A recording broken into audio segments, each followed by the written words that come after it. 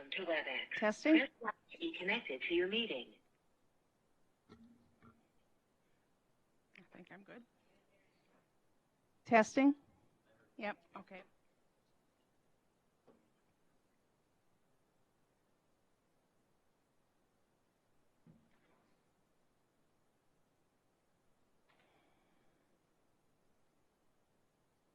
And where I really noticed it, like with the plat books, is with one of these, they changed the name of the street since the plat book, and so I had a tough time finding it. And finally, we drove down a road. We said, well, this has to be the right road, even though it's not the right name.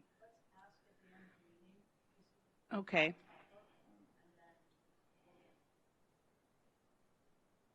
Okay, thank you.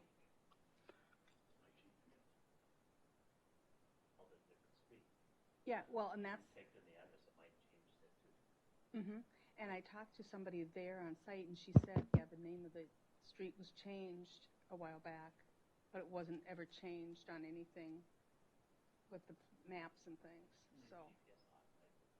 I'm, yeah, mine. Yeah. Yeah. It's like, this isn't what I punched in. Mm-hmm. So I got to the one collection.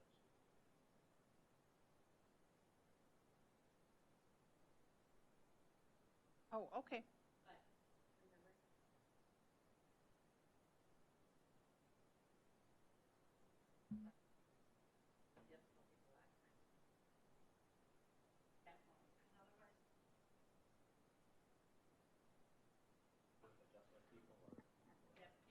We're not subpar here. Okay. Good evening, and welcome to the Stearns County Board of Adjustments public hearing for September 23rd, 2021. Okay. The first item on our agenda is to stand for the pledge. I pledge allegiance to the flag of the United States of America and to the republic for which it stands, one nation, under God, indivisible, with liberty and justice for all.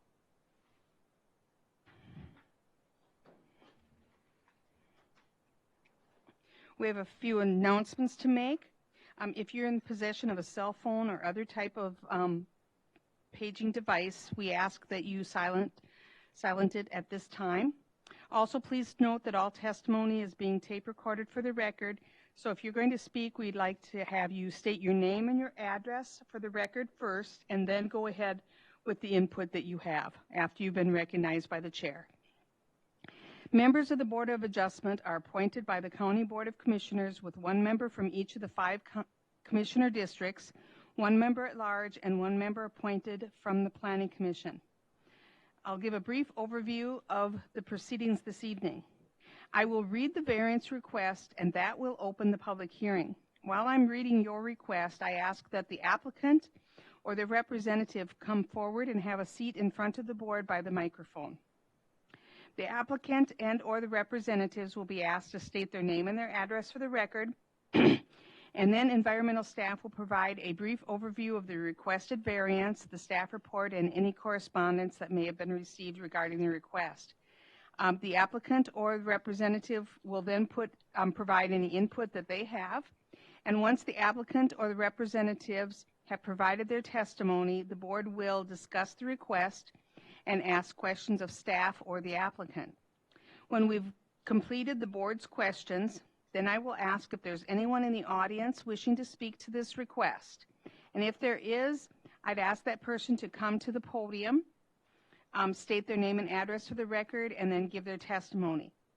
Once all testimony is complete, then I'll ask the board members for a motion to close the public hearing.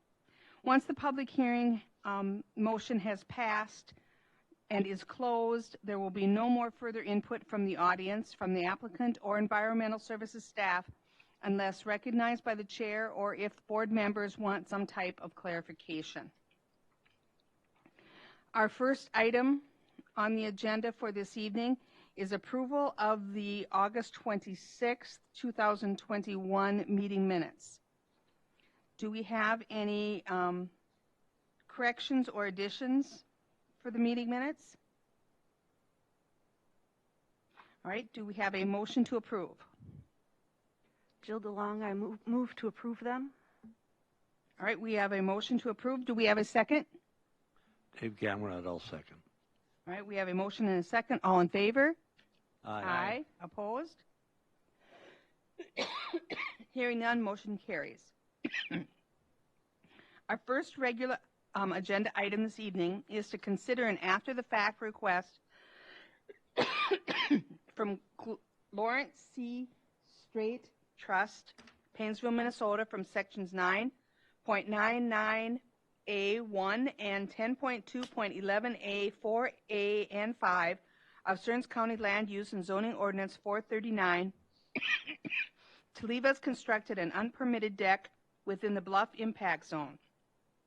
A home addition less than 30 feet from the top of a bluff and an unpermitted accessory structure less than 10 feet from a side yard property in an R1 zoning district. The said ordinance requires structures to be placed a minimum of 30 feet from the top of the bluff, does not allow structures to be placed within a bluff impact zone, and requires accessory structures to be placed a minimum of 10 feet from a side yard property line in an R1 zoning district. The affected property is Lot 3, Block 1 of Schultz South Side Addition, Section 19, Track 122 North, Range 31 West of Eden Lake Township, and the property address is 24952 Crescent View Road, Painesville, Minnesota. And are you our applicant? All right. Could you state your name and address for the record, please? Yeah, my name's Lawrence Strait. My address is 24952 Crescent View Road, Painesville, Minnesota. All right. Thank you. Mm-hmm. And I'll do roll call as to who was able to visit the site. All right. Jill? No. Mike? Yes. Dave? Yes. Jake? Yes. And I also visited the site. All right, if we could go then to the staff's report. Thank you, Madam Chair, members of the board. The applicant purchased the property in 2004. In 1991, shoreline regulations defined and established a bluff line setback for the first time. Per county assessor's records, a deck was added by a previous owner without a valid permit in 1994. The deck meets the required 100-foot setback to the lake, but is located at the top of the bluff and within the bluff impact zone per the submitted certificate of survey. On April 27, 2021, the applicant applied for a construction site permit to add on to an existing dwelling. County staff sent the applicant a letter dated May 11, 2021, informing him an incomplete application for various reasons, one being the unpermitted deck not meeting the bluff setback as determined by staff. In order to expedite his application for the home addition, the applicant entered into a compliance agreement that he would follow through on applying for an after-the-fact variance to keep the deck as constructed, and if the variance were denied, remove the deck by September 1st, 2021. On June 23rd, 2021, the applicant was granted a permit to construct the home addition based on meeting the top of the bluff setback as determined by staff. A certificate of survey was required as part of the variance application process because of the proximity of the deck to the top of the bluff. Per the submitted certificate of survey, the permitted addition does not meet the top of the bluff setback either. Therefore, the applicant has added the permit addition to this request.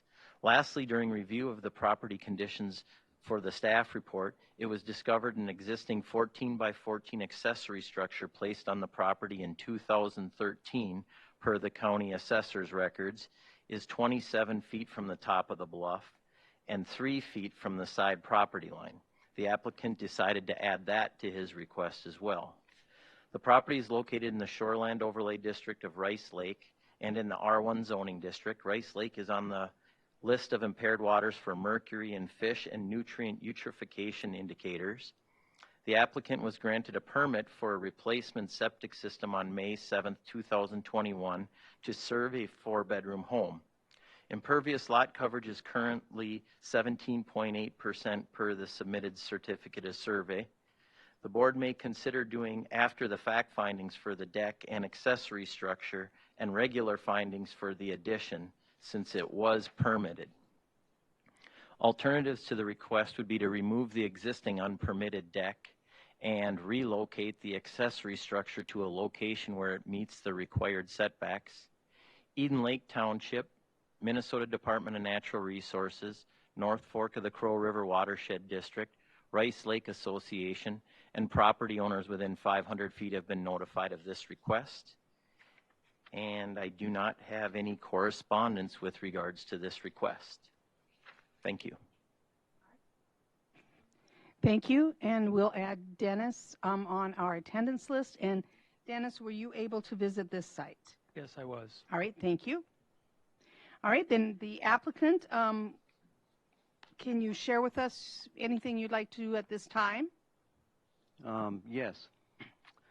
I apologize. I actually had it all written up, but I, in this last 2 weeks, went through packing and moving, and I moved today, and somehow the papers did not end up with the papers I have with me, so I apologize for that. But I will try to cover it as best as I can. So I bought the property in 2004 as a cabin, someday planning on making it my retirement home, and that's kind of what I'm in process of doing. The house is a modular that was set in 1990 before the Bluff Law, apparently. It's an obvious, it has two doors, two sliding doors, patio doors that face over the lake. It's not a property that sits on a beached front. Its charm, its attraction is really overlooking this view of the lake. And it's really built to have this deck. They apparently did not get the permit back in 1994 when they put it in. There was a Bluff Law that was placed between the setting of the house and putting the deck up. So this was something I was not aware of. I've never done building before, so I really had no knowledge of this. But anyway, so I went for the permit, found out about this, and talked to a number of people, including staff and environmental services and the surveyor and another friend of mine who's a surveyor, and they felt that it was worth the risk to go ahead with this process and try to obtain a variance and keep the deck. To lose that deck would be devastating because it is one of the central features, I think, of this place is the windows and the deck and the view of the lake. It is really what makes it, gives it its charm. The bluff is incredibly established. In fact, the vegetation is a little hard to control at times because it's so vegetated. I don't really have anything at this point down below, so I don't use the down below. Someday I would like to have a dock, but I have not had that in a number of years. So it's very, very established, a lot of vegetation, a significant buffer zone, greater than 120 feet to the water. There's never been any erosion. Underneath the deck is basically drops from the doors. It would drop about 4.5 feet. So to lose the deck would be pretty devastating, and there's just a sense that it would be a drop to dirt. I don't think it would benefit anything. I've talked to some people about that, and they felt that really it's protective of that area, that zone between the house and the bluff, in that it's just black dirt, and this helps kind of protect from wash, runoff, rain, so on. So I really don't, at this point, I don't think the deck does any harm. I think it actually is somewhat protective of that zone. I don't have a good alternative for that one. I mean, it's just to lose that would be, in my mind, devastating. It would make the place difficult to sell. It would change it significantly. The existing property, what happened with that was we went through the process of getting the permit. Jennifer Buckentine was out and had measured what the bluff was with the tools that they use, and I'm not a surveyor, so I don't understand the process of that. So at the point when I signed the agreement to address the variance on the deck, she agreed or got a permission to submit the permit using the setback, 30-foot setback that she determined, understanding that I would go through the variance. So I did sign that, and the project actually started. I'm not sure the date. I think you had mentioned it, but then 6 weeks later, maybe, I was informed that the survey showed that the bluff was a little closer than the line that they had, so therefore that 30-foot setback from the addition was a little short. I don't know what you do about that. At that point, I was already, the basement was in, the walls were in up to the, up to the first floor. All the excavating was done. The process had really been started and was probably $40,000 or $50,000 into it, and I just don't even know how to comment on that. I had the permit, and they said that we have to add that to the variance because it's closer than we realized to the bluff. The excavation around it has been done. This is my property. I'm going to do everything I can to care for it. We're going to establish grass and an area between that and the bluff. But I have nothing. There's nothing I can say on that. There was an error in the estimate of that bluff line by Environmental Services. The surveyor saw it differently, and so that was added to the variance. The outbuilding was when I bought the place in 2004. The apron and the slab had been established, and the plans for the outbuilding had been put in by the prior owners. And it was basically what I was told is that this was an outbuilding that met under 200 square feet and didn't need a permit, and they had not finished the process at that point. I did not do it until 2013. At that point, I did talk to a contractor and actually looked online and confirmed, yep, 200 square feet, excuse me. Under 200 square feet, detached building is okay to build without a permit. So we built it. And as it turns out, Stearns County, which was complete news to me, I had no idea, but Stearns County has their own, which varies from the state and from the city of St. Cloud and from what everyone else uses. It's 150. So that was, that was news to me. I had no idea. So I basically tried to do everything by the book, but that one was an error. So I've talked to I know the people next door. They have no issue with it. It's inside of a fence. It does sit a little too close to the property line, and it was built without a permit. But I thought that was okay. In my research at the time, from a couple of sources, my understanding is that was absolutely within code to do that. So I was a little dumbfounded when they came back and said that this building was built without a permit, and I said, well, it was designed to be built without a permit, and I found out that Stearns County is a little different. So that one is just a financial issue. To try to move that would be to try to tear out an apron and a fairly good-sized cement slab, and I don't have any really good spots to put it. So it would just be, there's probably $5,000 invested in it. It's just a financial thing. The neighbors have, had no issue with it. I'm not sure what I would do with it. I do need the space. I don't have much storage space. But that one I'm just basically at the mercy. I had no idea that there was a difference in the codes in Stearns County versus the state in general. Mm-hmm.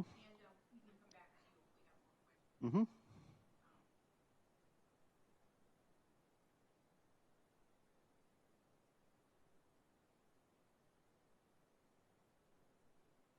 Madam Chair, Jill DeLong. Question for staff. Can you point out, so which of the sheds on the image are the one that we're talking about today? It's that one? And then is that dashed line, sorry, and is the dashed line, is that where everything's supposed to be? No, the one that touches that shed. Yeah, that one. Is that the 30 feet from the bluff? Madam Chair, members of the board, that would be the 30-foot setback from the top of the bluff. This is the top of the bluff here. This is 30-foot setback. I guess, so it sounds like there was a mix-up or a mistake on the application for the permit of the addition, and so where it was believed that it was originally far enough away from the top of the bluff, is that, but with the survey, and the survey was paid for by the applicant or paid for by the county? So, Madam Chair, members of the board, when we are asked to do a bluff determination, we are not surveyors in our office. We do not have survey equipment to do those. We take what is called a small clinometer, and we try to determine where that bluff, the top of that bluff is. We do not require surveys for the top of the bluff if somebody wants to build. So we do recommend having surveys done to get a lot more accurate, but we don't require it. And so staff was out and made a determination approximately where they thought the top of the bluff was. And staff's top of the bluff was more in this area. And so when Mr. Straight needed to have a variance to keep this deck that was never permitted, we mentioned to him, well, let's just have them put the top of the bluff on there, but also know that if this top of the bluff comes back closer to your home, it might affect the addition that you're wanting to do, because that's going to be more accurate than our standing on our feet trying to figure out. And you guys saw what it's like out here. It's very challenging to do a bluff determination in that type of scenario. And so, yes, so unfortunately for him, when his survey came back, it did show the top of the bluff closer to his proposed addition than what staff had determined using our clinometers.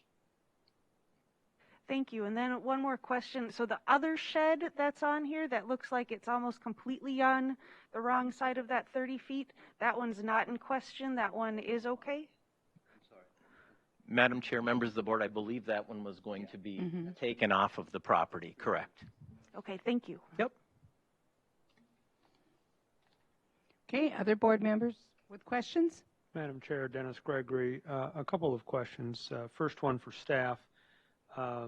If you could remind us why Stearns County adopted 150 square feet for accessory structures and the state has 200.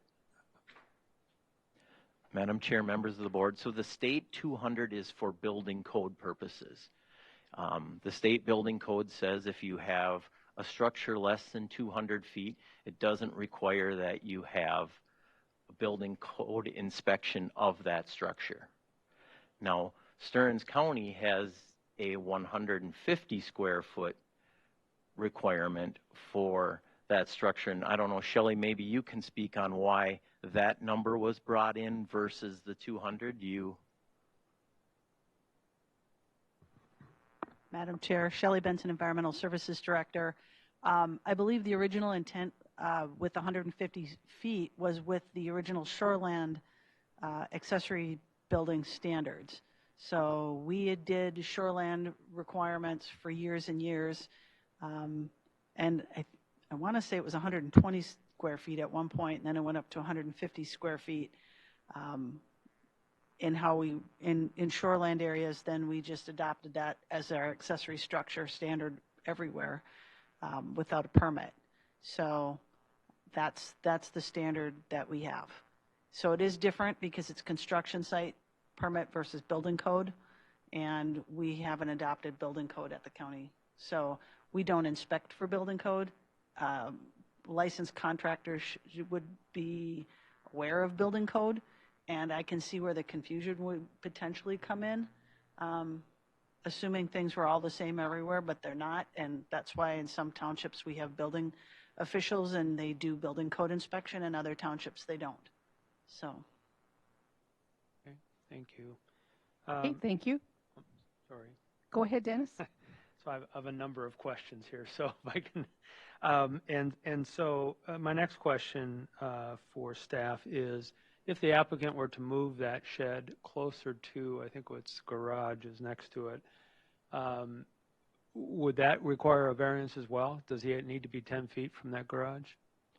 Madam Chair, members of the board, there would be no setback between the garage and the shed.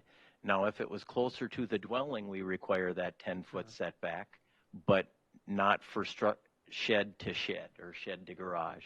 Okay, good, thank you. And so then a follow-on question for the applicant.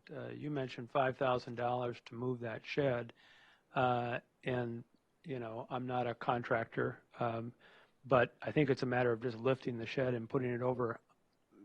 My understanding, which I'm not a contractor also, the apron where they put it, they've got a platform that they put out that fits the shed. That's I'm not sure the exact, it's 198 square feet. And then there's an apron, and that apron goes down at an angle, and then it goes down to another small apron that leads out from that area. To try to move that shed, I think you would have to move the shed off. You would have to get rid of all the concrete. Somehow you'd have to excavate that out to make it level, because it's not really level other than where that shed is sitting. So to move it closer, it would take a fair amount of work, I'm assuming. I don't know exactly how much. My $5,000 was more a comment on that's about what it cost to build the shed. Sure. To move it, I'm not sure. I'm not sure exactly what it would entail, but it would entail some work. Okay, thank you. And Madam Chair, one last question, and that is, again, for the applicant. There in our packet, there was some water mitigation suggestions. Have you reviewed those water mitigation suggestions? And if you have, I would appreciate your thoughts on them. If you're talking about setting up a bluff zone and those types of things. Yeah. So yeah, there was a up to elevation 1166, if I remember right, and maintaining the current bluff, vegetation, potentially adding some additional plant to those to the existing, and then I think it was in the northeast corner of that area. Instituting some planting to create a buffer zone. I didn't realize that they were commenting on this little corner over there.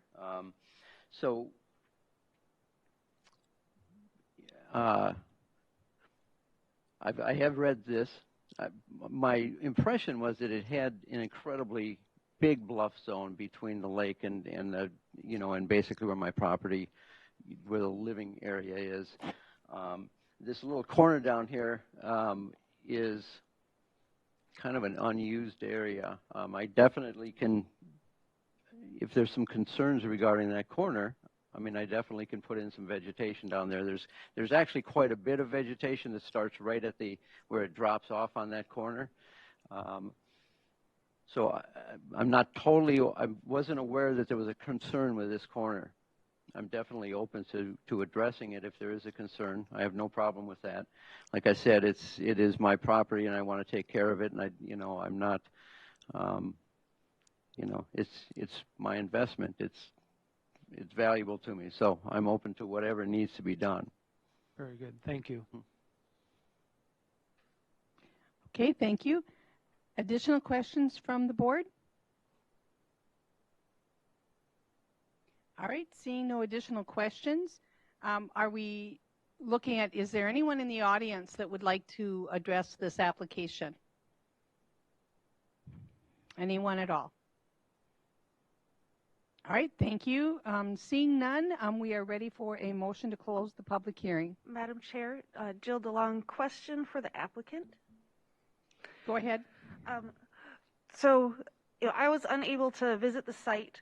It sounds like from the Soil and Water Conservation District report that the angle of the roof makes it, especially on the, or in addition, on the addition, that the water will run down the roof and down the bluff. Is that correct?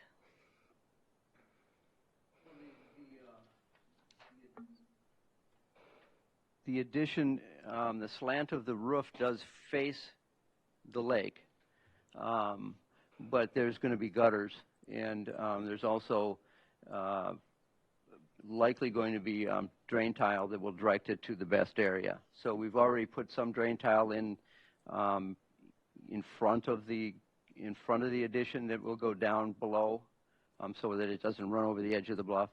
And we'll likely be putting a gutter on that extends that over to the side, and then run that down also into an area that's not going to cause significant erosion of that bluff. Okay, so you are planning on putting gutters on the addition so that it doesn't run directly down the bluff? Absolutely. Okay, thank you. All right, any other questions before we close the public hearing? Do we have a motion to close? So moved, Dennis. All right, and a second? Second, Mike Kane. We have a motion and a second. All in favor? Aye. Any opposed? The public hearing is now closed. We'll move on to findings of fact. As stated earlier, we'll do the findings of fact for the home addition separate, and then we can make a decision whether we want to do the after the fact findings of fact for the deck and the accessory structure, if we want to do those together or separately. So the first findings of fact is solely for the permitted home addition. Number one, the proposed use is allowed in the zoning district in which the subject property is located, yes or no? Madam Chair, it's R1 zone district, so that is allowed. All right, we have a 1 yes for number one. Does anyone disagree or have additional comments for number one? Madam Chair, Jill DeLong, could you repeat again which one is this that we're going over right now? For the home addition only. That would be less than 30 feet from the top of the bluff. I do have a question on that. So will the addition be lined up with where the home is right now, or is it further out? I wasn't able to visit the site. It's approximately a 3-foot setback from the corner, which was, my initial thought was to have it lined up, but because of the initial determination of the bluff being a little bit close, there had to be a 3-foot setback. So there's a little bit of a jog between the front of the existing place and the front of the addition. Thank you. All right, so for number one, we have 1 yes. Does anyone disagree with yes for number one? Okay, hearing none, we'll mark that as unanimous yes.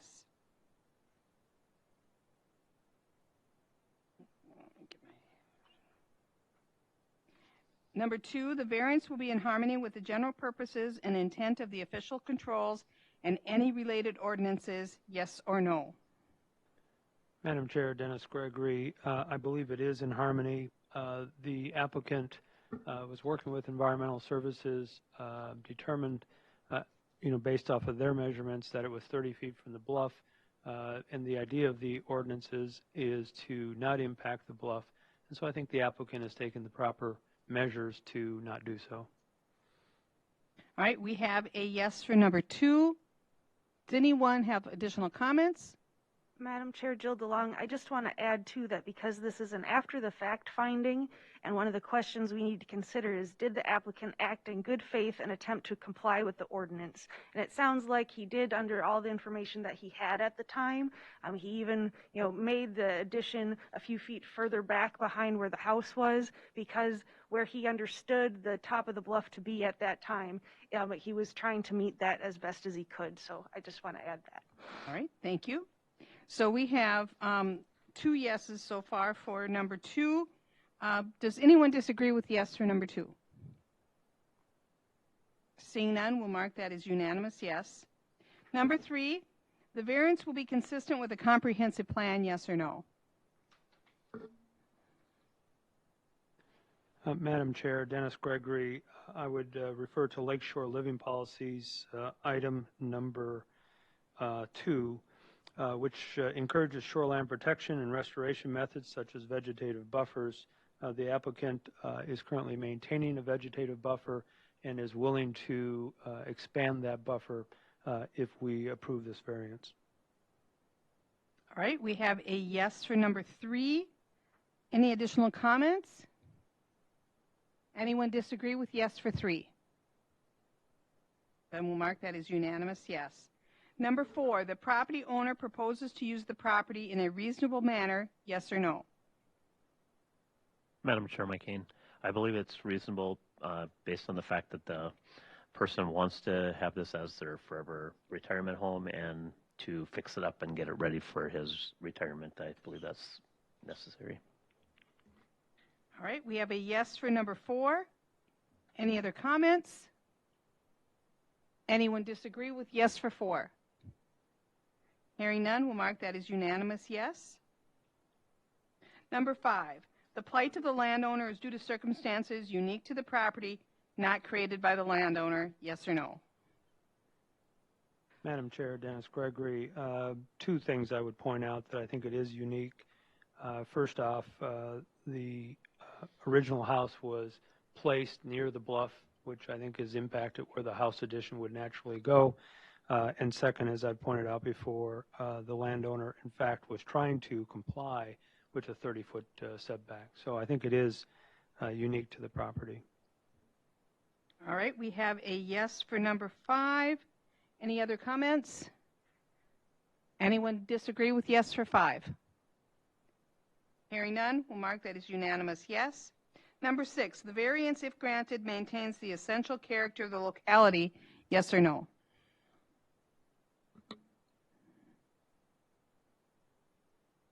Madam Chair, Dave Cameron, I think that there are other houses and additions in that area. It won't change anything. All right, thank you. We have a yes for number 6. Does anyone have additional comments? Anyone disagree with yes? Hearing none, we'll mark that as unanimous yes. Number 7, the need for the variance involves more than economic considerations, yes or no?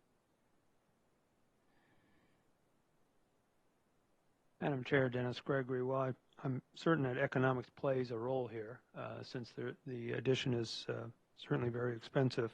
But I do think it involves more than economic considerations. I think it is, again, a determination by staff based off of their measurements that put the applicant in this position. No fault of anyone. It's just the way it is, and the surveyor came up with a different measurement. And so I think that's really the essence of this variance versus economics. All right, we have a yes for number 7. Any additional comments? Anyone disagree with yes? Hearing none, we'll mark that as unanimous yes. We are now ready for a motion.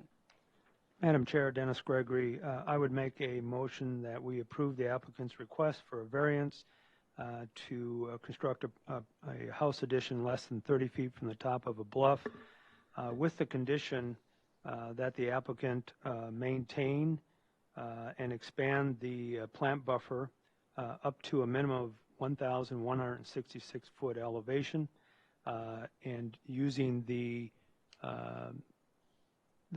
Stearns County mitigation guidance as to the vegetation to be included. And the second condition would be that the applicant puts a gutter on his house addition and directs water flow away from the bluff. All right, we have a motion. Do we have a second? Madam Chair, Jill DeLong, I'll second. All right, we have a motion and a second. I'll do roll call on the remaining members. Mike? Yes. Dave? Yes. Jake? Yes. And I am also a yes.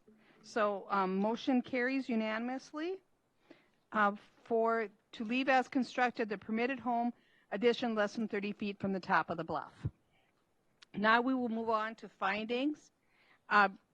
Does the board wish to do the deck and the accessory structure as one finding or separate findings?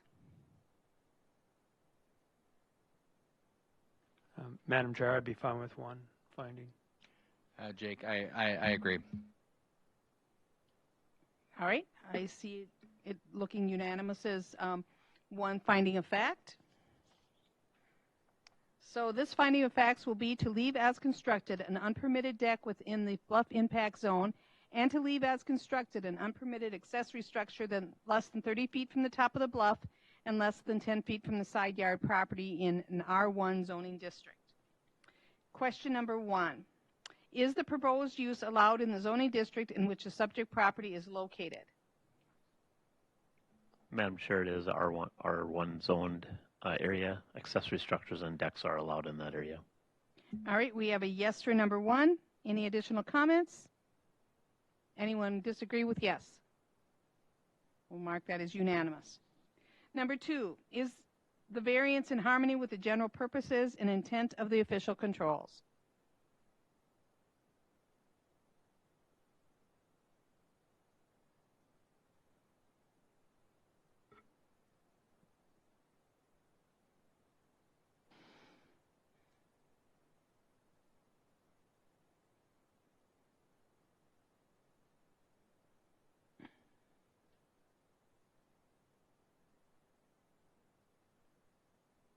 Madam Chair, I'll take a stab at Okay. it.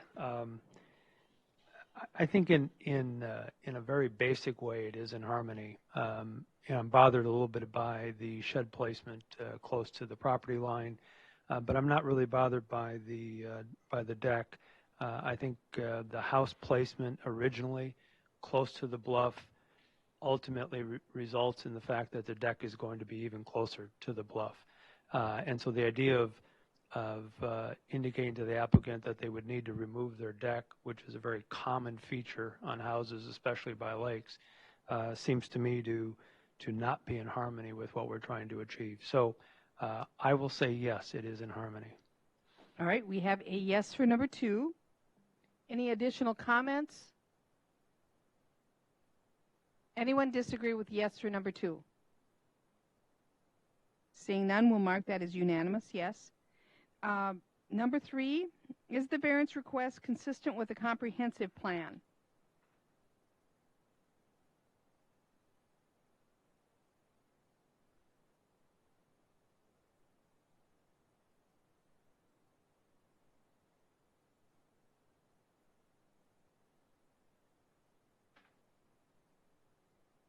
Madam Chair McCain, I believe under the Lakeshore Living Policy, as we said on the last item as well, is number 2, to encourage shoreline protection and restoration methods such as vegetative buffers. I believe if we encouraged him to remove that deck, we would actually cause more damage to the area. And to move the shed, I don't really feel there would be a value to that as well. You just disrupt the topography of the land anyway. So by leaving it, I think we're maintaining and keeping that vegetation solid where it is. All right, we have a yes for number 3. Any additional comments? Anyone disagree with yes? Seeing none, we'll mark that as unanimous yes.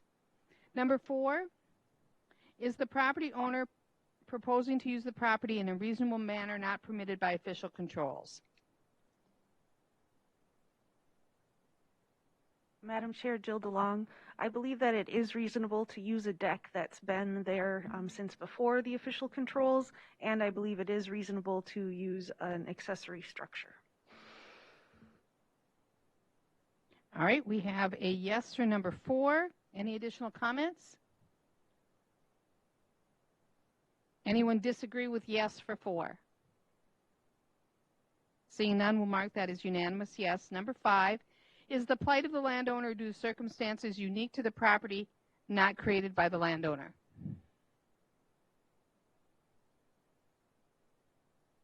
Madam Chair, Dave Cameron, I would say it's unique to the property. The cement was already put in for the structure that's too close to the thing, so that was not his error. He built on top of that footing that was already there, so, and the deck was already there, so it's not the landowner's. All right, we have a yes for number 5. Any additional comments? Madam Chair, just a clarification. Was the cement for the shed in place prior to the shed being built? Yeah, the plans for the shed, the apron, and the platform that it was on was there well before I bought the place. I'm not sure exactly when it was placed, but that was all kind of in motion when I bought it. Okay, thank you for that clarification. Thanks, Dave. All right, we have a yes for number 5. Anyone have additional comments?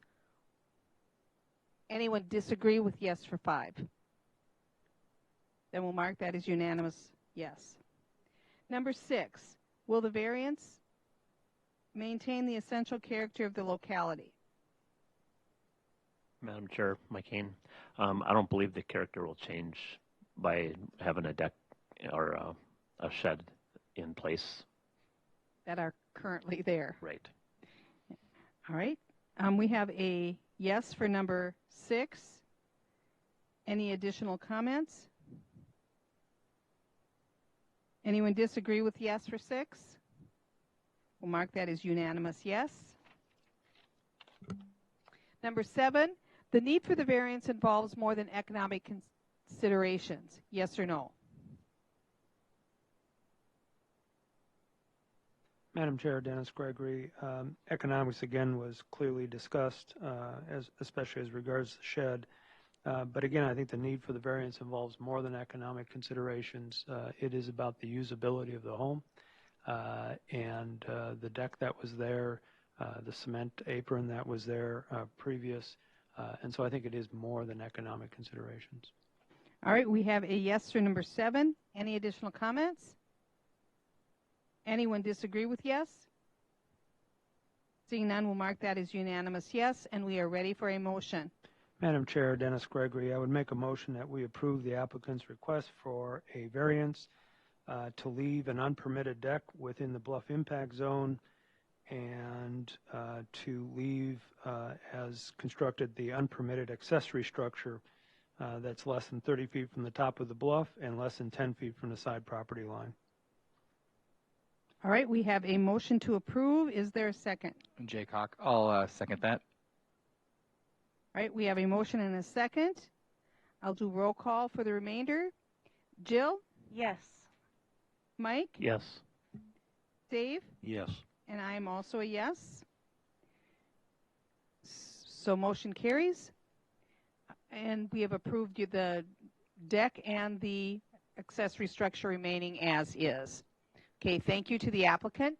If you have any questions about how you would go about some of those conditions that were on the first one, you can contact environmental services staff during business hours, and they'd be able to, if you don't quite understand what that was about. Okay. It's really kind of following that map that was, I believe, in the packet, that drawing. I will do that. All right, thank you. Thank you very much for your time. All right. Appreciate it.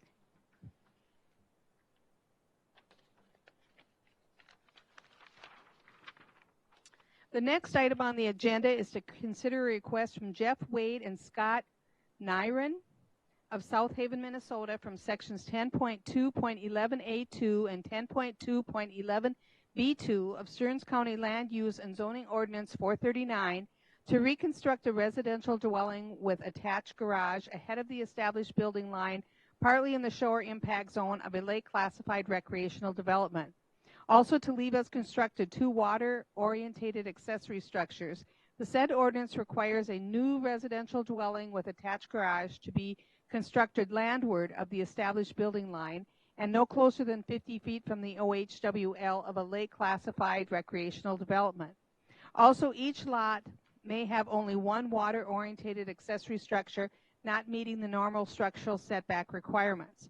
And the affected property is 48.12 acres, the part of the northwest quarter of the northwest quarter, and the government lots 1 and 2, section 1, track 121 north, range 28 west of Fairhaven Township.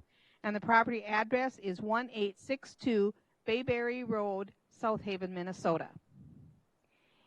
And you are the applicants, and if you can please state your name and address. I'm Jeff Nyreen. I live at 7173 Quinn Avenue, Northwest, South Haven, Minnesota. And we're applying for the Bayberry address. Yes. Okay. And would you be at the same address? Yes. And your name is? My name is Candace Nyreen, his wife. All right. Thank you. And we'll be back to you in just a couple minutes. All right. We'll do a roll call as to who was able to visit the property. Dennis? Yes. Jill? Mike? Yes. Dave? Yes. Jake? Yes. And I also visited the property. Right, then we will go on to staff report. Thank you, Madam Chair, members of the board.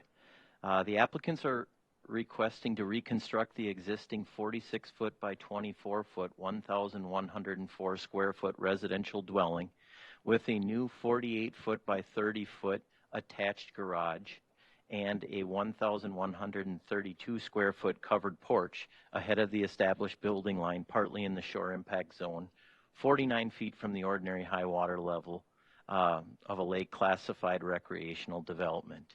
Also to leave as constructed 2 water-oriented accessory structures. The applicants currently own a meets and bounds tract on Clearwater Lake. The tract contains 48.12 acres, of which 5.4 acres are above the ordinary high water level.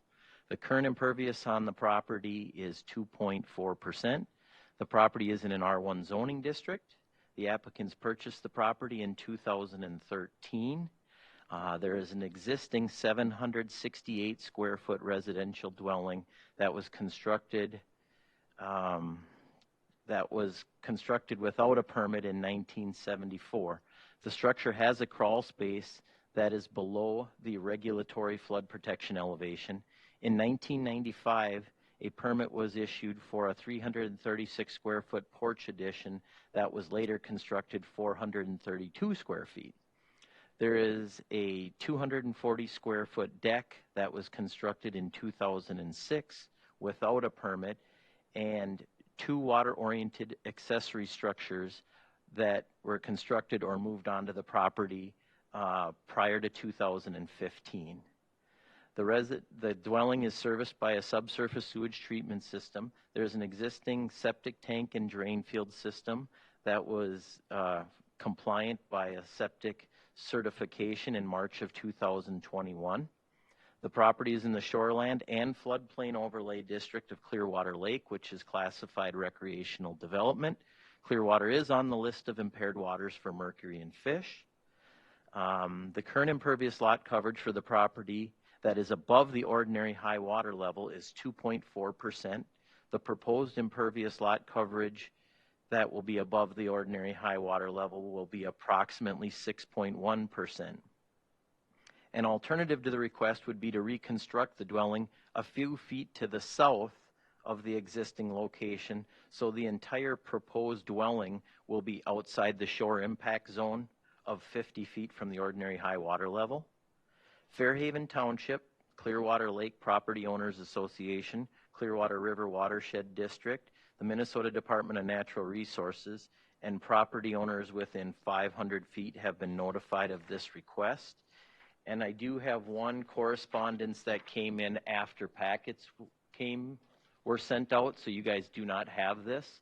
This is from a Bill and Jan McGinnis at 1983 County Road 44, South Haven, Minnesota. My wife and I own property that is adjacent to the Nyreen property, and we just want to state that we have no problem with their variance request that will go before the Stearns County Board this week. Sincerely, Bill and Jan McGinnis. And that is all I have. Thank you. Okay, thank you. And then we'll go back to the applicants, and if you'd like to share with us anything.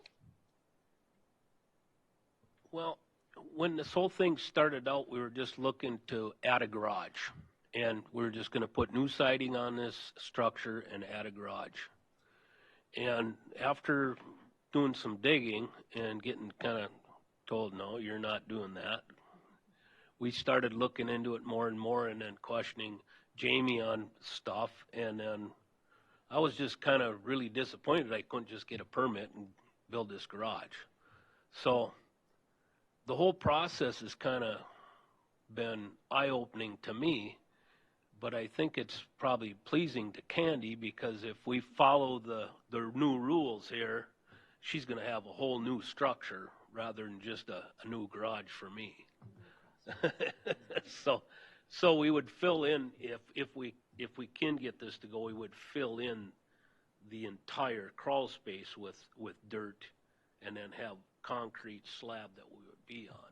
And right now we have a crawl space at the cabin right now, and we want to turn it into a year-round structure so that we could actually, live there year-round.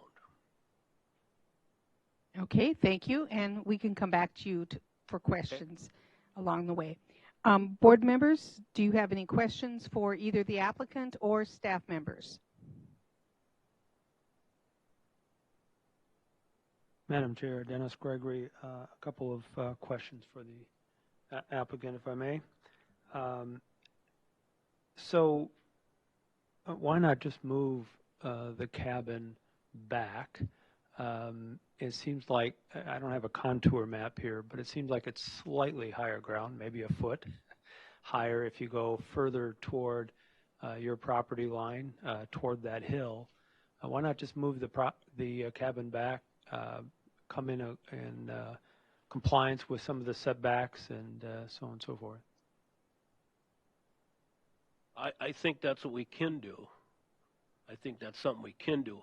If we're going to pull the structure down, if we're going to actually put new footings in, I think we would do everything we can to make it compliant with all of the setbacks, and then the elevation. So just a follow-on question to that. So when it says reconstruct in here, what does that mean? What do you plan to do with the structure?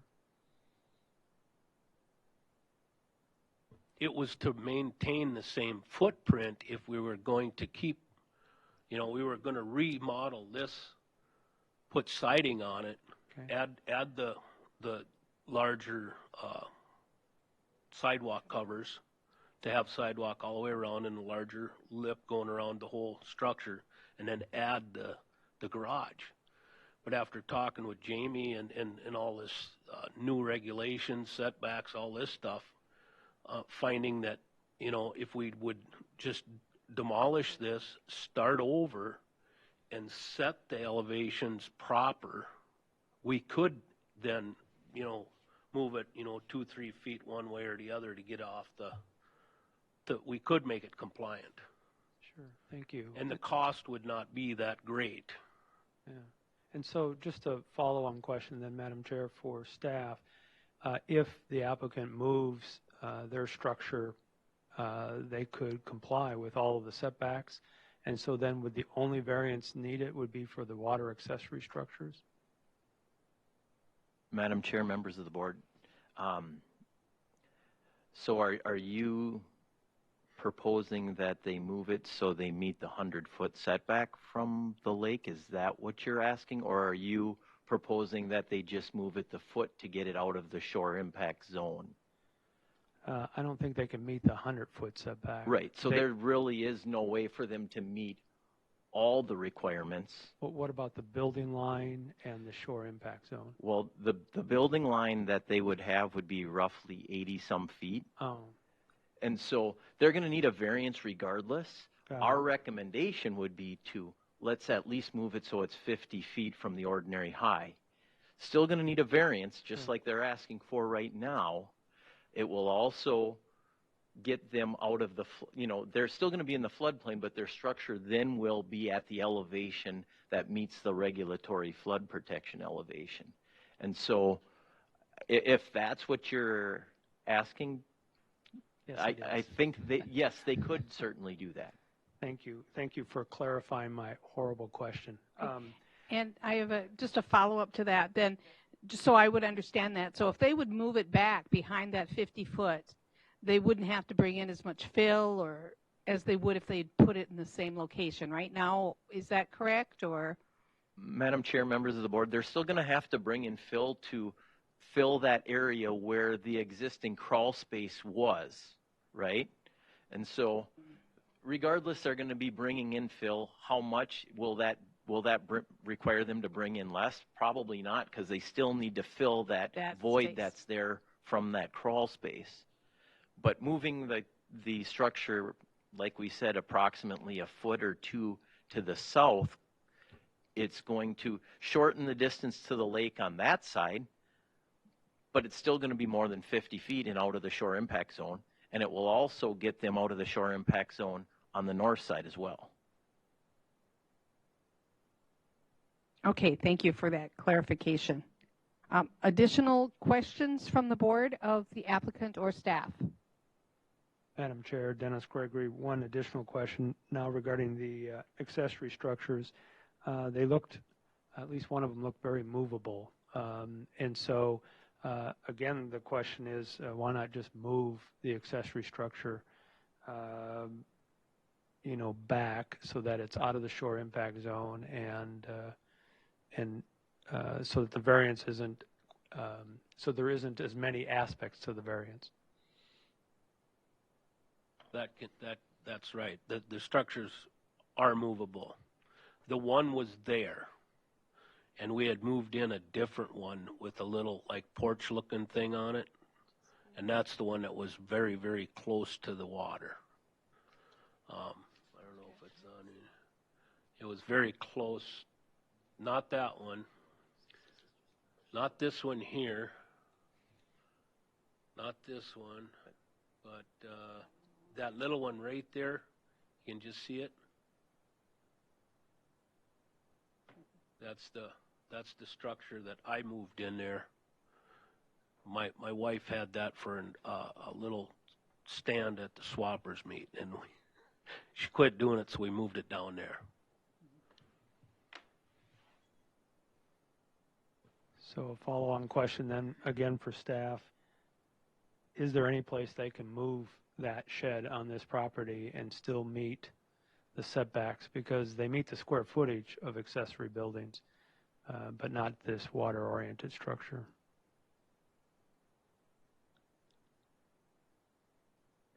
It might be a challenge, Madam Chair, members of the board, just because they don't have a lot of upland that is available to them.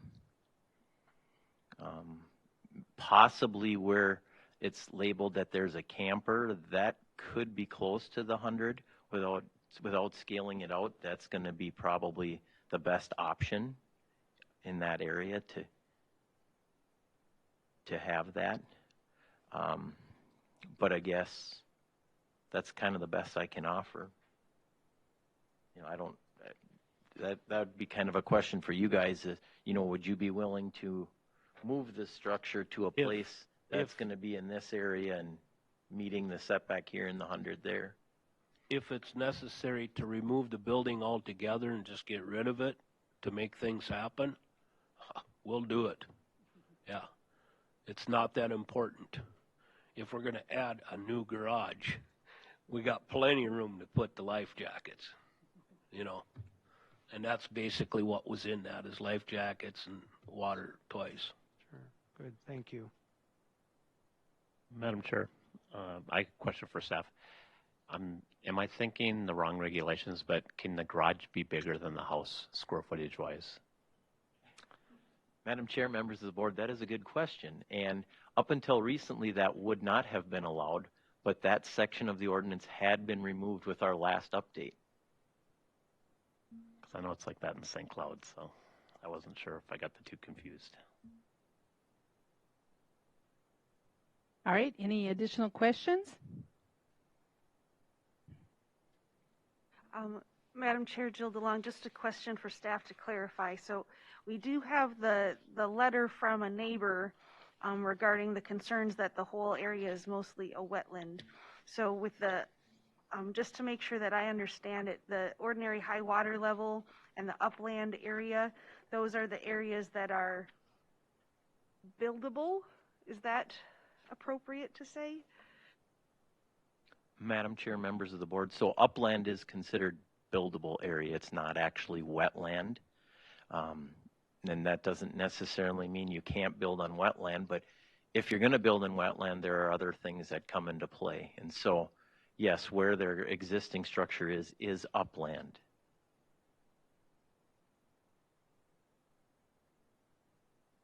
Okay, thank you. Anything additional before we go to the audience? All right, is there anyone in the audience that would like to speak to this application? Anyone at all? Okay, seeing none, it looks like we're ready to close the public hearing. Is there a motion? Madam Chair, Mike Kane, so move. We have a motion to close the public hearing. Do you have a second? Dave Gamrad, I'll second. All right, is anyone opposed to closing the public hearing? All right, the public hearing is now closed, and we will move on to findings. We do need to make a determination of whether we want to do the new home, garage, and porch as one, or if we want to separate it and do the home and the garage as one, or the home and the porch as one. And she has written on mine as a porch. I'm a little confused. Madam Chair. Yeah, go ahead, Dennis. I was just going to suggest that we do the house, garage, and porch as one, and then I would even be fine with doing the water-oriented accessory structures in the same one. Well, that's an after the fact, so that one, that's true. We need to do that one separately. Got it. But we could do the rest of the request as one. Is the group in compliance with that? Agree. All right, then I will read what we're doing the variance for. Is to reconstruct the existing 46 by 24 residential dwelling with a new 48 by 30 with attached garage and 1,132 square foot covered porch ahead of the established building line and partly in the shore impact zone 49 feet from the OHWL of a lake classified as a recreational development. And I know we talked about the 50 foot, but I think because this is the request, that's the way I'll read it, and we could add that in the conditions. Is that correct? If we decided to go to the 50 feet instead of 49 feet? All right. Number one, the proposed use is allowed in the zoning district in which the subject property is located, yes or no? Madam Chair, Mike Kane, R1 zoned, new construction is allowed. All right, we have one yes for number one. Any additional comments? Anyone opposed to yes? Seeing none, we'll mark that as unanimous, yes. Number two, the variance will be in harmony with the general purposes and intent of the official controls and any related ordinances, yes or no? Madam Chair, Dennis Gregory, I believe with the applicant's interest in complying to the extent that they can and their interest as a condition of this variance, that they move out of the shore impact zone. I do think that the plight of the landowner is due to circumstances unique to the property. They have 48 acres, of only which 5 acres are above the ordinary high water level. And so I think that's very unique to this property. All right, we have a yes for number two. Any additional comments? Anyone opposed to yes? Seeing none, mark that as unanimous, yes. Number three, the variance will be consistent with the comprehensive plan, yes or no?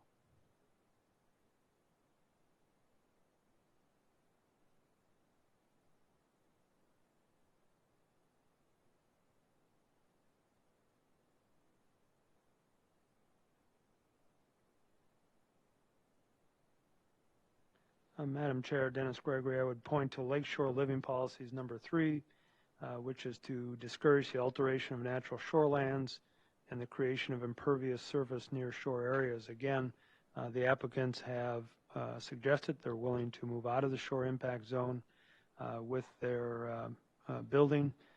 And so I think that meets this particular objective. All right, we have a yes for number 3. Any additional comments? Anyone disagree with yes? We'll mark that as unanimous yes. Number 4, the property owner proposes to use the property in a reasonable manner, yes or no? Madam Chair, Mike Kane, I believe it's reasonable for them to want to take their cabin and make it a yearly permanent house. All right, we have a yes for number 4. Any additional comments? Madam Chair, Jill DeLong, I'm going to say no. It sounds like the property is very much a wetland for the majority of it, and the neighbor who used to own the property believes that it still floods out often. I don't know that it's appropriate to build a year-round home in a wetland that floods out, so I'm going to say no. Okay, and before we move on, because we didn't really discuss that with the applicant as far as that it's how often it flooded out, I just want to pose a question to the applicant. How long have you owned the property? We've been there for 8 years, but I want to tell you the history on this property. My dad built it. I was 7 years old when that cabin was built. I pounded the nails in the plywood floor. Who she's talking about with this complaint was a previous owner that lost it to a bank. I purchased it from the bank. They're disgruntled. It's never been, one time, and I got pictures of the flood, 1983, the bog controversy, when Wright County, Stearns County, and DNR were arguing over who's responsible for removing the bog. That's when it flooded. The floor of the cabin never got wet. Okay, thank you Not for your even then. Okay, thank you for your comments. Since we didn't discuss that in our previous discussions, I wanted to give you an opportunity to address that topic. Madam Chair, I'd also like to add the fact that if they do this reconstruct, they're going to be above the floodplain. Right now, they currently are not with their current cabin. The crawl space is below that, so the new structure will be at or above the floodplain. Okay, so we'll put that into the record. So we right now have 1 no and 1 yes. So then I'll do a roll call on this question for the remainder. Dennis? Yes. And Dave? Yes. And Jake? Yes. And I am also a yes. So we have a yes for number 4. Number 5, the plight of the landowner is due to circumstances unique to the property, not created by the landowner. Madam Chair, I believe because of the parcel size and the buildable area is so small that it is unique to the property. All right, we have 1 yes for number 5. And do we have any additional discussion? And is anyone opposed to yes for number 5? Hearing none, we'll mark that as yes. Number 6, the variance, if granted, maintains the essential character of the locality, yes or no?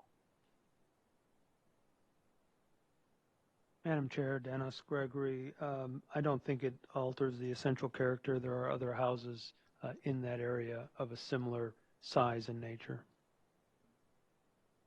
All right, we have a yes for number 6. Does anyone have additional comments or disagree with yes for 6?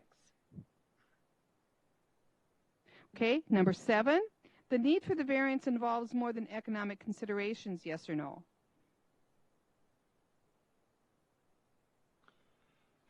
Madam Chair, Dave Gamrad, I don't think economics were part of this discussion. All right, we have a yes for number 7. Any additional comments? Anyone disagree with yes for 7? All right, we'll mark that as unanimous. Yes, we are now ready for a motion. Madam Chair, I'd like to make a motion, but I realize we didn't ask the applicants about the water mitigation efforts and whether they reviewed those. and their thoughts on those. And if I'm going to make it a condition of a motion, I'd like to at least get their thoughts. All right, fine. Can you explain to them what you're looking at so that they can comment on that? Yeah. I actually talked to somebody from, I don't know, Soil and Water came out, and I says, please share what you find, and let me know what I can do, because I want to make this happen. And if you can look at the property there, the green ring there, circle, that's lower, that's a little bit lower than where the garage is sitting, that green area right there, that ring. He recommended that we put rain gutters on all the roof and have it spill back that way and let it just naturally sift through the soil that way for mitigation. And then if you look, it's cattail for hundreds of yards both directions, which is a #1 filter system for our water is cattail swamp. So we got lots of filter and mitigation land there. So Good. That's what we would do is put the gutters and have everything go back to that green ring. Good, thank you. Yep. All right, then are we ready for a motion? Yes, Madam Chair, Dennis Gregory, I'd make a motion that we approve the applicant's request to reconstruct the existing 46-foot by 24-foot residential dwelling with a new 48-foot by 30-foot with a new 48 by 30-foot attached garage and 1,132 square foot covered porch ahead of the established building line, but 50 feet from the ordinary high water level. So either that's a condition or that's a change in how the motion is made. With a condition that the applicant route all their stormwater from the proposed buildings and to the existing depressional area on the property, as we just discussed. Madam Chair, Jill DeLong, Dennis, could you make it as no closer than 50 feet instead of at 50 feet? I think that gives the applicant a little bit more wiggle room. I agree. I'll amend my motion as stated. Okay. Any other discussion on that? Do we have a second? Dave Gamrod, I have one thing to ask him. Are you going to put large cement aprons or anything on this garage and stuff that would require that water to also go to that low area? Yeah, but that can be easily sent back to that low area. Okay. As well. Kind of the way the whole thing's set up, I think it'll be quite easy for us to run all the water into that area. Okay. That's fine. Actually have a friend that does this for a living. So. Okay. Thank you. I would make a second to that motion. All right, we have a motion and a second. We'll do roll call. Jill? Yes. Mike? Yes. Jake? Yes. And I'm also a yes. All right, so motion carries on the new home garage and porch. Now we need to do an after the fact on the 2 water-oriented accessory structures. And the request is to leave as constructed the 2 water-oriented accessory structures. And the questions will be just slightly different because it is an after-the-fact request. Number 1, is the proposed use allowed in the zoning district in which the subject property is located? Madam Chair, Mike Hain, R1 zone does allow accessory structures. All right, does anyone have additional comments or disagree with yes for number 1? Hearing none, we'll mark that as unanimous. Yes. Number 2, is the variance in harmony with the general purposes and intent of the official controls? Madam Chair, Dennis Gregory, I do not think it's in harmony. The placement of the shed relative to the high water mark is not in conformance with the intent of the official controls. Okay.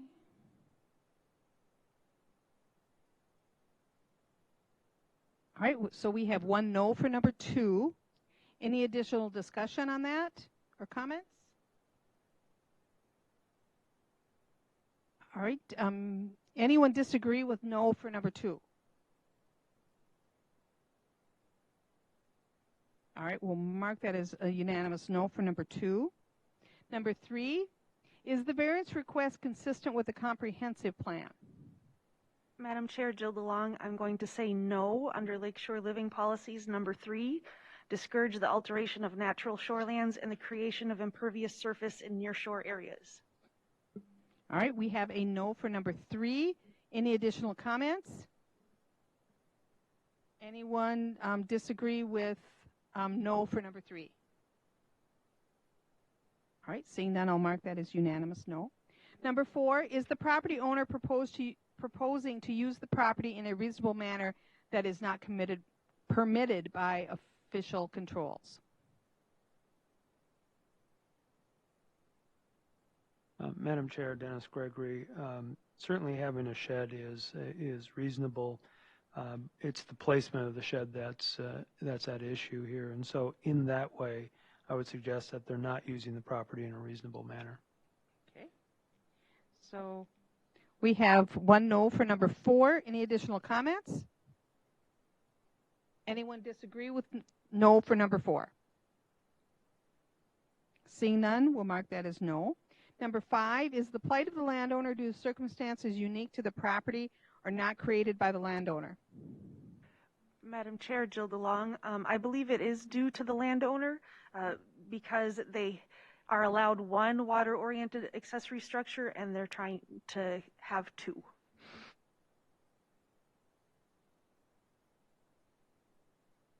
All right, we have a no for number 5. Does anyone disagree with no or have additional comments? Seeing none, we'll mark that as no. Number 6, will the variance maintain the essential character of the locality? Yes or no? Madam Chair, Jill DeLong, I believe yes, it will. I don't believe this small second accessory structure will change the character of the locality. All right, we have a yes for number 6. Does anyone have additional comments or disagree with yes for 6? All right, we'll mark number 6 as yes. And 7, the need for the variance involves more than economic considerations. Well, I'll say I think this was more about use of these sheds than it was about anything with economics. So I would say yes for number 7. Does anyone disagree with yes or have additional comments for 7? All right, we'll mark that as unanimous yes. We are then ready for a motion. Madam Chair, Dennis Gregory, I would make a motion that we deny the applicant's request for a variance to leave as constructed 2 water-oriented accessory structures. Madam Chair, Jill DeLong, I'll second that motion. All right, and I'll do roll call on the remaining. Mike? Yes. Dave? Yes. Jake? Yes. And I'm also a yes. And I just have one clarification for staff. So this will not affect the other water-orientated structure that's there. If they remove the one that's close to the water, it doesn't affect the other one, correct? Madam Chair, members of the board, they will get to choose which one choose which one they want to keep. Because they're allowed one right. that does not need to meet the 100-foot setback. And so we'll just make it a requirement at the permitting time that the structure needs to be removed before the permit will be issued. All right, thank you. All right, and if you have additional questions, you can check with staff during regular business hours. So thank you for being here. And we're ready to move on to number 3. Our third request for this evening is to consider a request from Lee and Barbara Haugen of St. Paul Park, Minnesota, from sections 5.1.2C2, 5.1.2C3, 10.2.11A2, and 10.2.11B2 of the Stearns County Land Use and Zoning Ordinance 439 to construct a deck addition ahead of the established building line and a dwelling porch addition onto a legal non-conforming residential dwelling in the shore impact zone of a lake classified natural environment. Also to leave as constructed a water-oriented accessory structure less than 25 feet from the ordinary high water level. The said ordinance requires additions on a legal non-conforming residential dwelling to be located landward of the established building line and outside of the shore impact zone of 100 feet on a lake classified natural environment. Also requires a water-oriented accessory structure to be 25 feet from the OHWL of a lake classified natural environment. The affected property is Lot 26 of Block 2, Clearwater Harbor, Section 32, Track 122 North, Range 27 West of Linden Township, and the property address is 223 Alder Road, South Haven, Minnesota. And you are? Hello, my name's Lee Haugen. My address is 1164 16th Avenue in St. Paul Park, Minnesota. We're looking to live at 223 Alder Road when the project's done. Barbara Haugen, same address. All right, thank you. And we'll be back to you in just a moment. We'll do a roll call as to who was able to visit the site.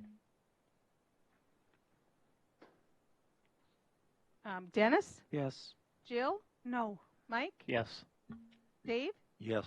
Jake? Yes. And I also visited the site. And now we will go to the staff report. Thanks, Madam Chair, members of the board.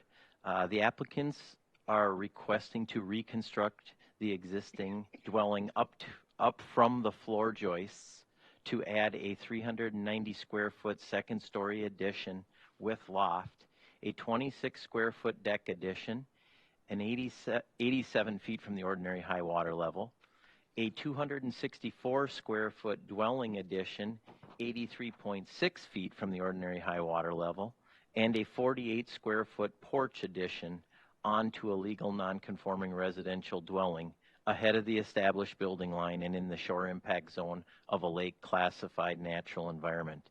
They are also asking to leave as constructed a 63 square foot water oriented accessory structure located 7 feet from the ordinary high water level. The property is in the shoreland overlay district of Grass Lake, which is classified natural environment. Grass is not on the list of impaired waters. The property is served by a Minnesota Pollution Control Agency permitted wastewater treatment facility. The current impervious lot coverage for the property is 16.1%. The proposed impervious lot coverage when the project is complete will be approximately 17.9%.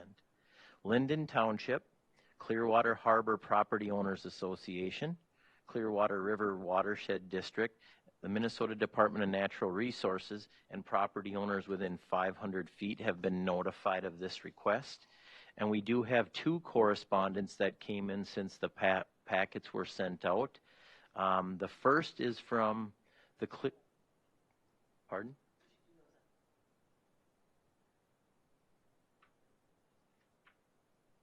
We normally do them after our staff report. Isn't that what we normally do? Mm-hmm. Okay. So the first one is from the Clearwater Harbor Property Owners Association. Good evening. Lee and Barb Haugen are property owners in the Clearwater Harbor Property Owners Association and are appearing in front of you for the purpose of obtaining a variance for improvements to their property. We support their variance request. Granting this variance will allow the Haugens to improve their property. Over the years, the properties in our association have improved from mobile homes and campers on poorly maintained properties to permanent single-family homes on beautiful pieces of property that are well maintained. The Haugens are simply asking for the opportunity to improve their property to the same level as many other properties in our association. The requested variance from the setbacks are in line with current setbacks in this area. The requested improvements are in line with current properties in this association. In addition, Haugen's property is served by a community well and community sewer system, which makes this property even easier to approve since Neither of these systems need to be installed or worked around on this property. And again, that was from the Clearwater Harbor Property Owner Association Board of Directors at 283 Alder Road, South Haven, Minnesota. And the second one is from Jeff Westrom at 230 Baxter Road, South Haven, Minnesota. Good evening. I am in support of the Haugens' endeavor to receive a variance so that they may complete some improvements to their home. Unfortunately, I am not able to make the meeting in person or by Zoom, so please accept my comments by email. Back in 2013, my wife and I went through the variance process in order to build our forever home on Grass Lake. Our first request was denied. We went back to the drawing board and gave it another shot. That time we were successful. Our variance was to build the structure within 72 feet of the ordinary high water level. The Haugens are asking for nothing more than what we received 8 years ago. In addition, the homes in the area are greatly improved, single-family homes that are beautiful. I know that the Haugens will show you pictures of the various homes in the area or what their shoreline looks like along with their setback from the water. Their request is not out of line and is in harmony with the rest of the homes in the area. Although Grass Lake is considered an environmental lake, we are connected on the south side of the lake by way of channel to Clearwater Lake, Lake Augusta, and Otter Lake. So the chemicals and effects of general recreational lake come right through Grass Lake on its way down the Clearwater River, which exits our lake over a shallow depth dam at the north end of the lake. Every home in this area is served by a community sewer system that is managed by the Clearwater River watershed. Most of the homes in this area are served by the community water system that is managed by our HOA. Granting this variance application will not have any adverse effects on public safety, local infrastructure, or any other public service in the area. The request is well within the Stearns County Comprehensive Plan. The Haugens are asking for this variance not because of any financial hardship, but the opposite. They want to improve their property. Jeff and Lori Westrom support the Haugens and their request to obtain this variance. Please vote yes. Thank you. Jeff Westrom. And that is all we have. Okay, thank you. And now we will go back to the applicant, and if you have anything you'd like to share with us. Can I hand these up? Okay. And whatever you hand out, we do need to keep one copy for the official record.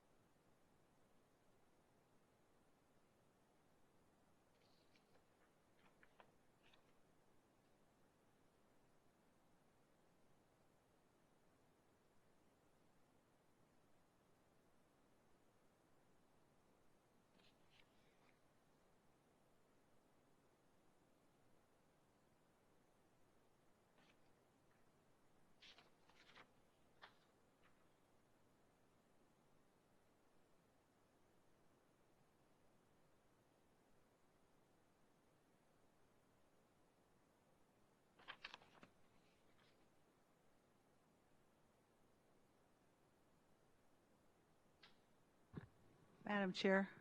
Yes. Shelley Benson, Environmental Services Director. So essentially what we will show on the document camera is what was handed out to the Board of Adjustment, and I'll just go through those as you get a chance to look at them as well. All right, thank you.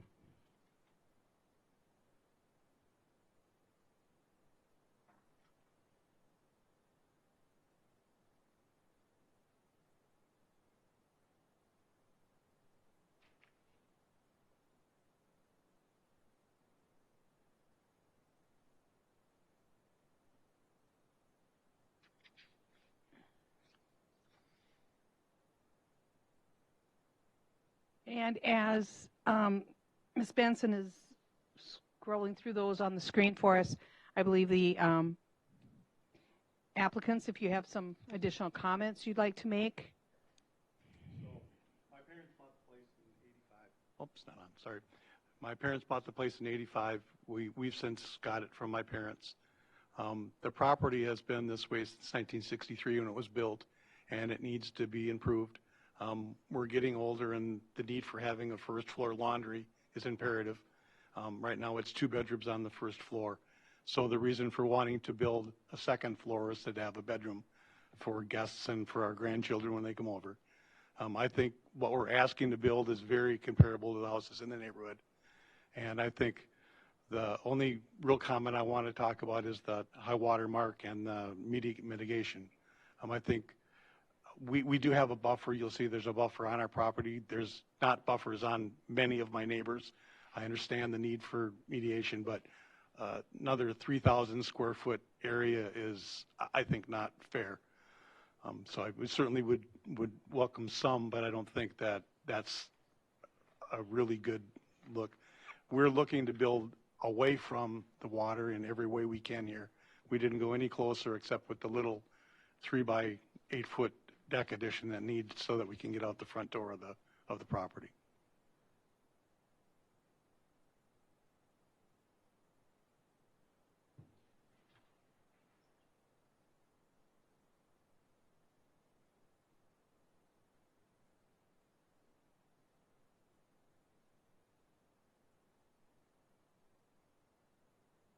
And could you indicate for me, what do you think what estimate would you give me that your current buffer area is from the edge of the water to the edge of the buffer area? How many feet deep is that? Normally it's between 15 and 20 feet, depending on how high the water goes. The high water mark, of course, is only in the spring. The rest of the year it's always down. But I could increase that if it was required, another 5 feet or whatever. I'd be more than willing to do that. We've actually talked about doing that when we move in with putting plants there, native plants. We just don't think 25 feet is, above the original high water mark, ordinary high water mark is, that's like halfway up our yard. Okay, thank you. And one comment too is where the red box is, there's a tree there. If you look at the pictures where the shed is, there's a big tree there. So that would be right in the middle of where he's proposing the 10 feet that we use to get to the water.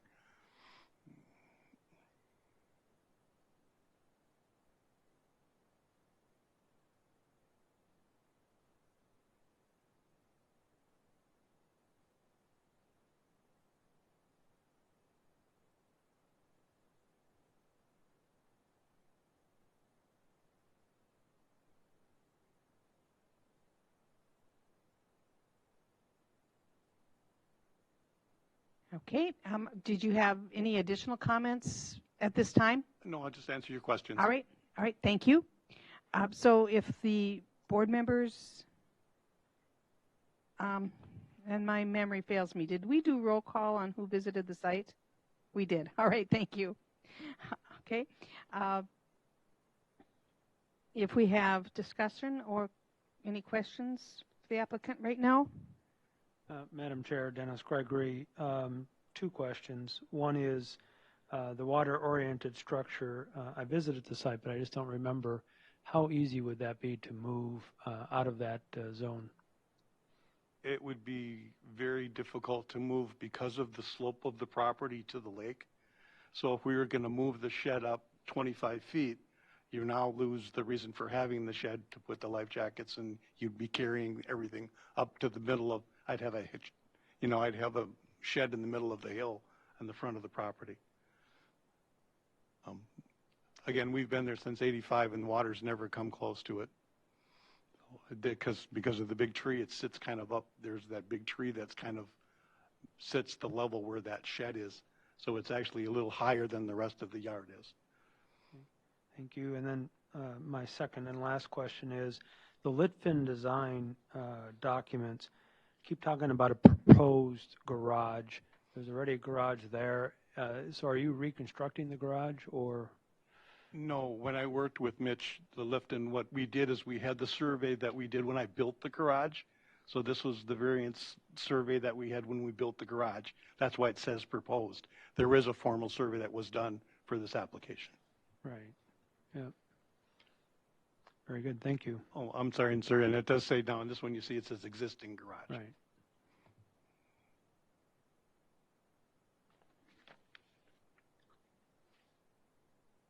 Okay, any additional questions? Is there anyone in the audience that wishes to speak to this application? Anyone at all? Okay, any additional questions before we close the public hearing? All right, then I'm ready for a motion.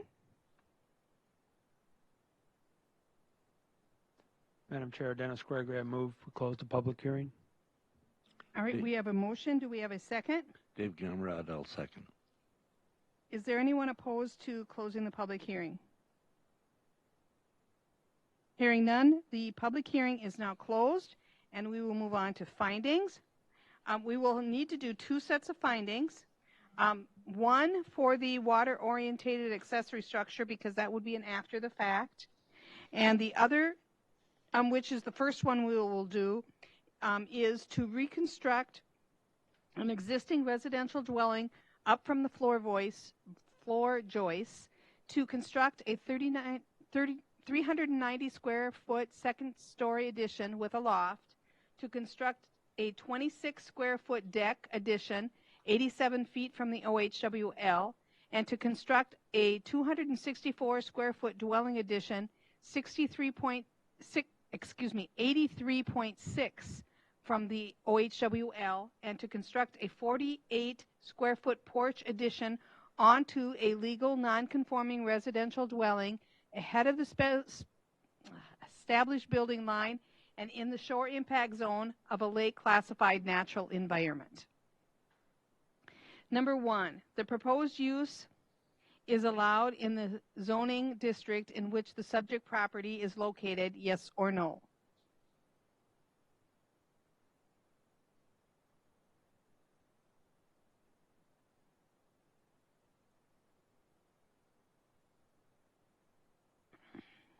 Madam Chair, Dennis Gregory, a residence is an allowed use in R1.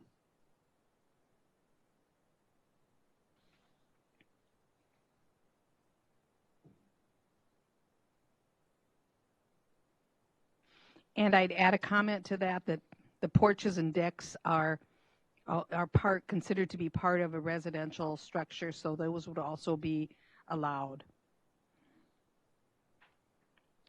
So right now we have 2 yeses for number 1. Any additional comments? Anyone disagree with yes for number 1? Seeing none, I'll mark that as unanimous, yes. Number 2, the variance will be in harmony with the general purposes and intent of the official controls and any related ordinances, yes or no? Madam Chair, Jill DeLong, I'm going to say no. This is a legal non-conforming structure. I believe that the general purposes and intent of that control is that for buildings that are too close to the water, if they need to be rebuilt, we would prefer them to be rebuilt that do conform to our ordinances. So I'm going to say no. All right, we have a no for number 2. Other discussion? Madam Chair, Dennis Gregory, I don't know that I have this exactly right, but I think they're starting with a base structure that they're putting the second story on. Second story is what I was trying to say. And then they're also having an addition. So I don't know that they're starting completely over, and so I don't know if Member DeLong was thinking that they were starting from no structure at all. So I would appreciate further thoughts there, please. Thank you. I agree with you there. If it were just the existing footprint, then that would make sense to me. They're not adding on impervious, but they are expanding it. They're not just building a porch, they're also building an addition to it too. There's the porch addition, but then there's the dwelling addition to it as well. So they are expanding the footprint of a non-conforming structure. I guess I would be less opposed if it was the existing footprint, but it's not that. They're also expanding it bigger. Okay, thank you. Okay, so we have a no. And Dennis, were you a yes on that one then from your comment? Are you debating? I'm still debating. Okay. Thank you. And my thoughts on that would be that, and I agree with Member DeLong's thought process in this. One more comment that I'd like to make is that the addition that they're adding, however, is on the landward side, not on the lake side of the structure. So they're making an attempt to stay as far away from the lake, as they can, rather than adding an addition to the lakeward side of the structure. So I will be a yes on number 2. So we have 1 no and 1 yes. Any additional comments, and then we'll do a roll call on this one. Madam Chair, sorry. Just an additional comment. I think the reason I'm struggling, your comments are great, as Member DeLong's are, about this particular variance application. The applicant seems to be reticent to put in a larger buffer zone. And so I think there's an offset potentially to Member DeLong's concerns by putting in a more significant buffer zone. If the applicant is reticent to do that, so my answer is somewhat dependent on the size of the buffer zone. If we're only going to stay with a 25-foot zone, my answer is no.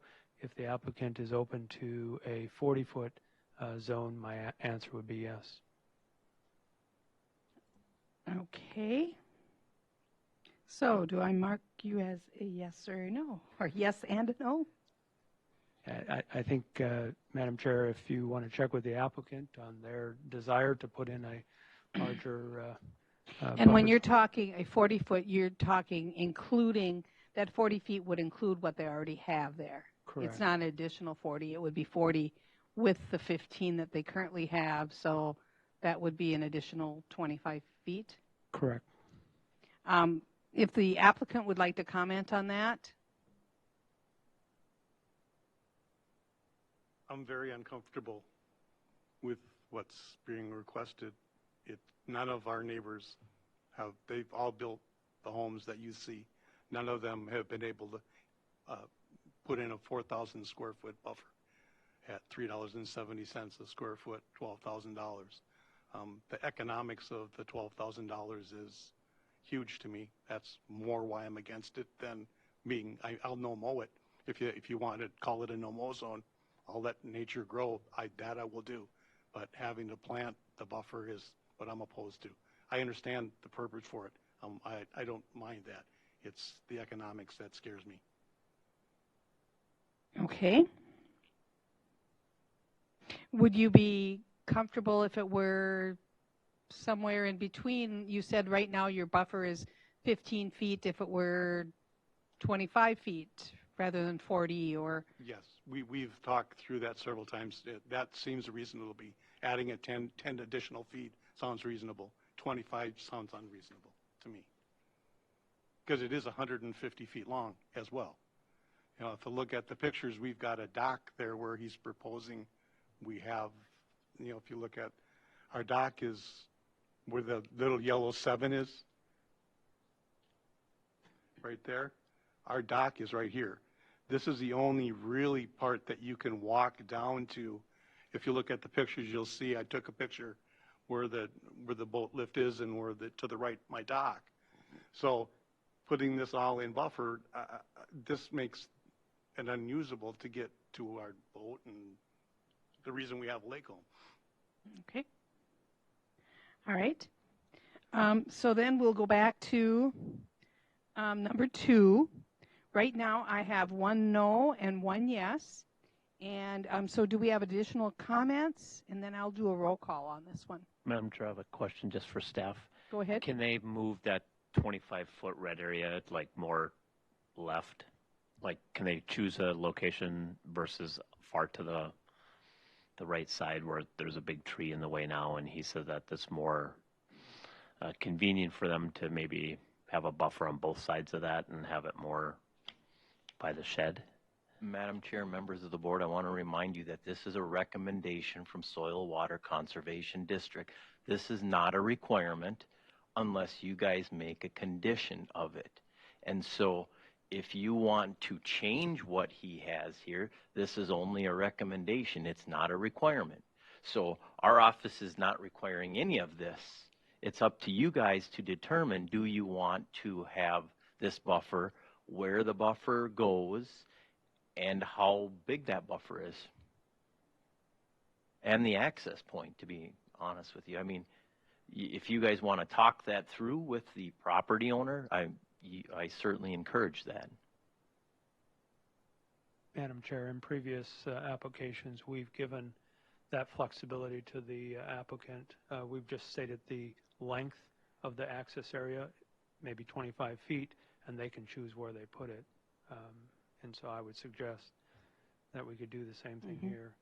And just off of Jamie's comments to say that, you know, when we get comments back from Soil and Water, you know, their task was the idea of telling us what would be the ultimate, the very best thing we could do here. You know, and sometimes the ultimate isn't always, you know, what we, you know, need to do. So, Madam Chair, given the discussion, I would vote no. Okay. So we have 2 no's and a yes. Mike? I'll vote yes. Dave? I'll vote yes. And Jake? Yes. All right. So we have 4 yeses, 2 no's. So number 2 will be a overall yes. Number 3, the variance will be consistent with the comprehensive plan. Madam Chair, Jill DeLong, I'm going to say no under Lakeshore Living Policies on number 3, discourage the alteration of natural shorelands and the creation of impervious surface in nearshore areas. Because they are expanding the footprint and it is within 100 feet of the OHWL, that's why I believe that's no. All right, we have a no for number 4. Madam Chair. Number 3. Excuse me, number 3. Madam Chair. Additional comments? I would say it would be yes under our nature goals, water resources policy. Number 2, the recognition that the relationship between the land use and water quality continues to support the quality improvements through land use plans and regulations. I think if they do an expanded buffer than what they currently have, that will suffice that comprehensive plan goal. All right, we have 1 no and 1 yes for number 3. Do we have an additional comments before I do a roll call? Madam Chair, my comment would be is there are a lot of 2-story houses in that area, and it would be fitting in that way. And I guess with that, I would vote yes. All right, so we have a no and 2 yeses. Then I'll do roll call on the remainder. Dennis? No. Jake? Yes. And I am a yes. So we have 4 yeses, 2 no's. Number 3 will be a yes. Number 4, the property owner proposes to use the property in a reasonable manner.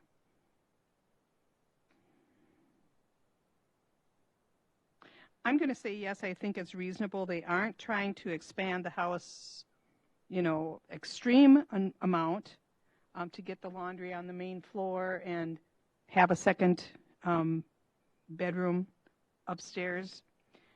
Seems kind of reasonable to me. So I will say yes for number 4. Okay, any other comments? Does anyone disagree with yes for number 4? All right, we'll mark that as unanimous yes. Number 5, the plight of the landowner is due to circumstances unique to the property, not created by the landowner. Madam Chair, Jill DeLong, I believe it is created by the landowner as they're deciding how much to expand the property. Okay, we have a no for number 5. Is there any other comments?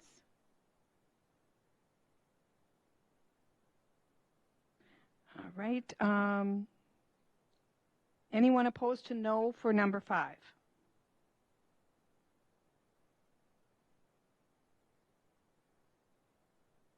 Okay, then I'm going to mark number 5 as a unanimous no. That's correct. All right, number 6, the variance, if granted, maintains the essential character of the locality. Madam Chair, I believe the character of the neighborhood will not change by them having a 2-story or a 1.5-story house. All right, so you're saying yes for number 6. Any other comments for number 6? All right, anyone opposed to yes for number 6? I'll mark that as yes. Number 7, the need for the variance involves more than economic considerations, yes or no?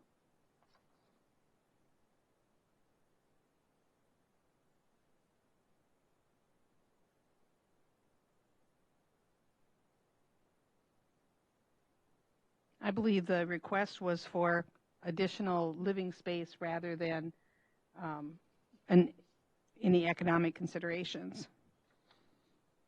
So I will say yes to number 7. Anyone else with comments? Anyone disagree with yes for number 7? All right, so number 7 is yes. We have, of our 7 questions, we have 6 yeses and 1 no for number 5. So we are ready for a motion. Madam Chair, Dennis Gregory, I would make a motion that we deny the applicant's request to reconstruct for a variance to reconstruct the existing dwelling from the floor joists, add 390 square feet second-story addition with a loft, a 26 square foot deck addition, 87 feet from the ordinary high water level, and a 264 square foot dwelling addition, 83.6 feet from the ordinary high water level, and a 48 square foot addition onto a legal non-conforming residential dwelling ahead of the established building line and in the shore impact zone. All right, we have a motion to deny. Do we have a second? Madam Chair, Jill DeLong, I'll second. We'll do roll call then on the remainder. Let's see, where am I at here? Mike? Yes. Dave? Yes. Jake? Yes. And I will also be a yes. That's a unanimous yes on the motion to deny. And you can check with environmental services staff as to, what your alternative are right now. And then the after the fact findings would be to construct or to leave as constructed the 63 square foot water oriented accessory structure located 7 feet from the OHWL. And number 1, is the proposed use allowed in the zoning district in which the subject property is located? Madam Chair, Mike Hayden, R1 zone does allow accessory structures. All right, we have a yes for number 1. Is there any additional comments? Anyone disagree with yes for number 1? Mark that as unanimous, yes. Number 2, is the variance in harmony with the general purposes and intent of the official controls?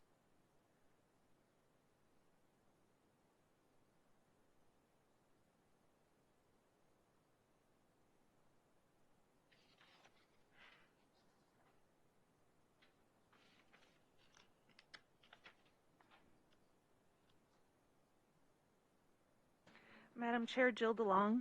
I believe the official controls are to limit impervious surfaces and other human activities that are right next to the water.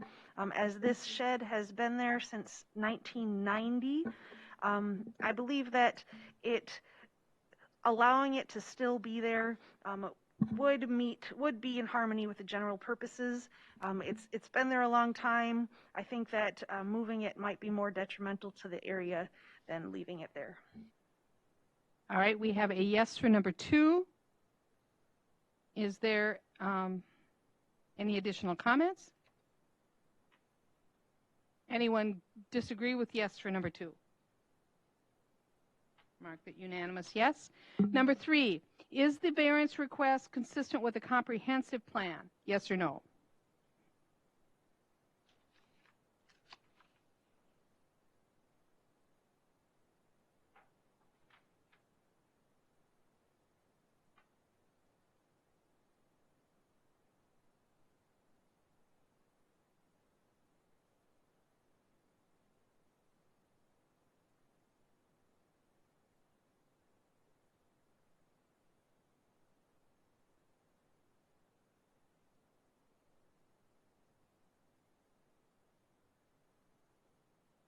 Madam Chair, Jill DeLong, I'm going to say yes under Lakeshore Living Policies number 3, discouraging the alteration of natural shorelands and the creation of impervious surface in nearshore areas.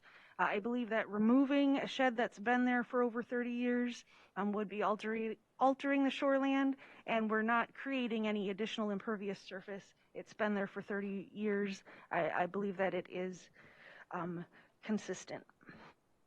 And I'll add to that to say that if they needed to move it back the 25 feet, they would be disturbing more ground in order to make it level for that to sit there than any problem with it being too close is causing.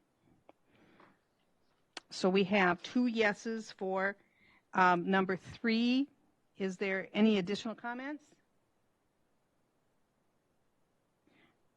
Okay, and anyone opposed to yes for 3? Seeing none, we'll mark that as unanimous. Number 4, is the property owner proposing to use the property in a reasonable manner not permitted by official controls? Madam Chair, Mike Kane, I believe it is reasonable to have a water accessory structure. All right, we have a yes for number 4. Any additional comments? Anyone opposed to yes? Mark that as unanimous. Number 5, is the plight of the landowner due to circumstances unique to the property not created by the landowner?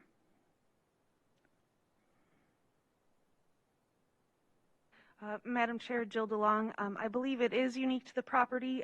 The shed's been there since 1990. The applicants purchased the property in 2007, so I believe it is unique to the property. All right, we have a yes for number 5. Any additional comments? Anyone opposed to yes? Seeing none, we'll mark that as unanimous. Number 6, will the variance maintain the essential character of the locality? I'm going to say I don't believe that a 63 square foot accessory structure really makes a big difference in the character of the locality. So I will say yes to number 6. Any additional comments? Anyone disagree with yes for 6? And number 7, the need for the variance involves more than economic considerations. Madam Chair, economics weren't discussed as part of this application. So we have a yes for number 7. Any additional comments? Anyone disagree with yes? Seeing none, we'll mark that as unanimous yes. We are ready for a motion. Madam Chair, Dennis Gregory, I would make a motion that we approve the applicant's request for a variance to leave as constructed a 63 square foot water-oriented accessory structure located 7 feet from the ordinary high water level. All right, we have a motion. Do we have a second? Madam Chair, Mike Kane, I'll second.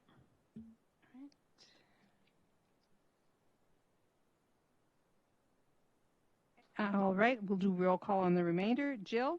Yes. Dave? Yes. Jake? Yes. And I'm also a yes. All right, so motion carries. If you have additional questions, just check with staff during regular business hours as far as how we can proceed from here. So thank you. Madam Chair, may I request getting a drink of water? Yes, we'll take a, let's see, what time does my clock say? It says 8:37, so we will take a break till 8:45.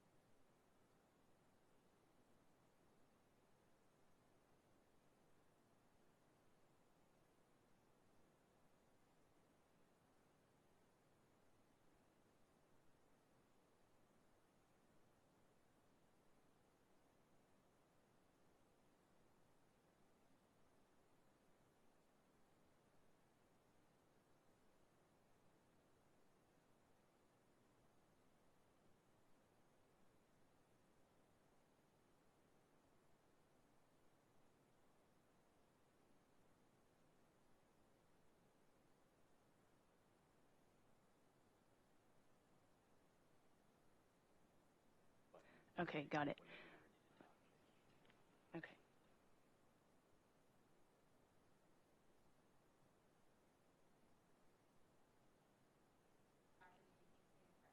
Yes.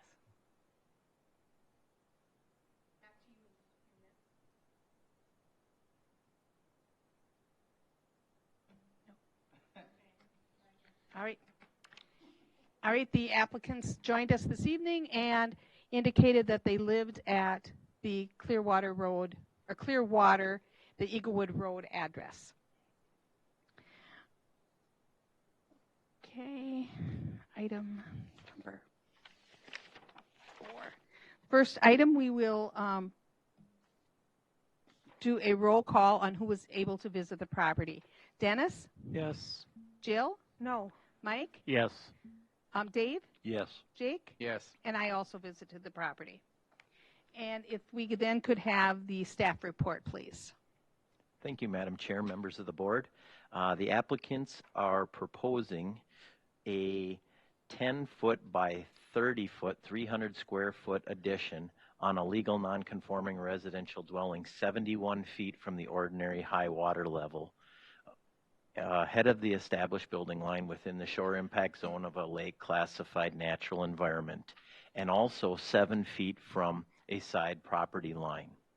They're also asking to leave as constructed a 496 square foot deck that is 56 feet from the ordinary high water level within the shore impact zone of a lake classified natural environment, and also 7 feet from the property line. They're also asking to leave as constructed 2 water-oriented accessory structures. Said ordinance require an addition and a deck on a legal non-conforming residential dwelling to be located landward of the established building line outside the shore impact zone and at least 10 feet from the side property line. The property is in an R1 zoning district. The applicants purchased the property in 2006. The existing dwelling that is on the property was allowed by variance, permitted, and constructed in 1990. According to the Stearns County Assessor's records, the 496 square foot deck was also constructed in 1990, although there was no documentation regarding that structure in the variance or in the permit request from that time. The residential dwelling is serviced by an existing subsurface sewage treatment system. The system was allowed by variance, permitted, and installed in 1990. A compliance inspection was completed in July of 2021. The property is in the shoreland overlay district of Crooked Lake, which is classified natural environment. Crooked is not on the list of impaired waters. The subsurface sewage treatment system, as I mentioned, was certified compliant in July of 2021. The current impervious lot coverage for the property is 17%. The proposed impervious lot coverage when the project is complete will be approximately 18%. There are no alternatives to the request. Any addition proposed to the dwelling would require a variance. Linden Township, Long and Crooked Lake Association, the Minnesota Department of Natural Resources, and property owners within 500 feet have been notified of this request. We did receive one correspondence that came in after the packet was sent out. It was from a Jody Pankhurst. She says, "Hi Jamie, I currently rent the house next door at 18420 Eaglewood Road from Ann and Chris. Their proposed addition will not affect my view of the lake at all and would not have a negative impact on the neighborhood in any way. Thank you, Jody Pankhurst."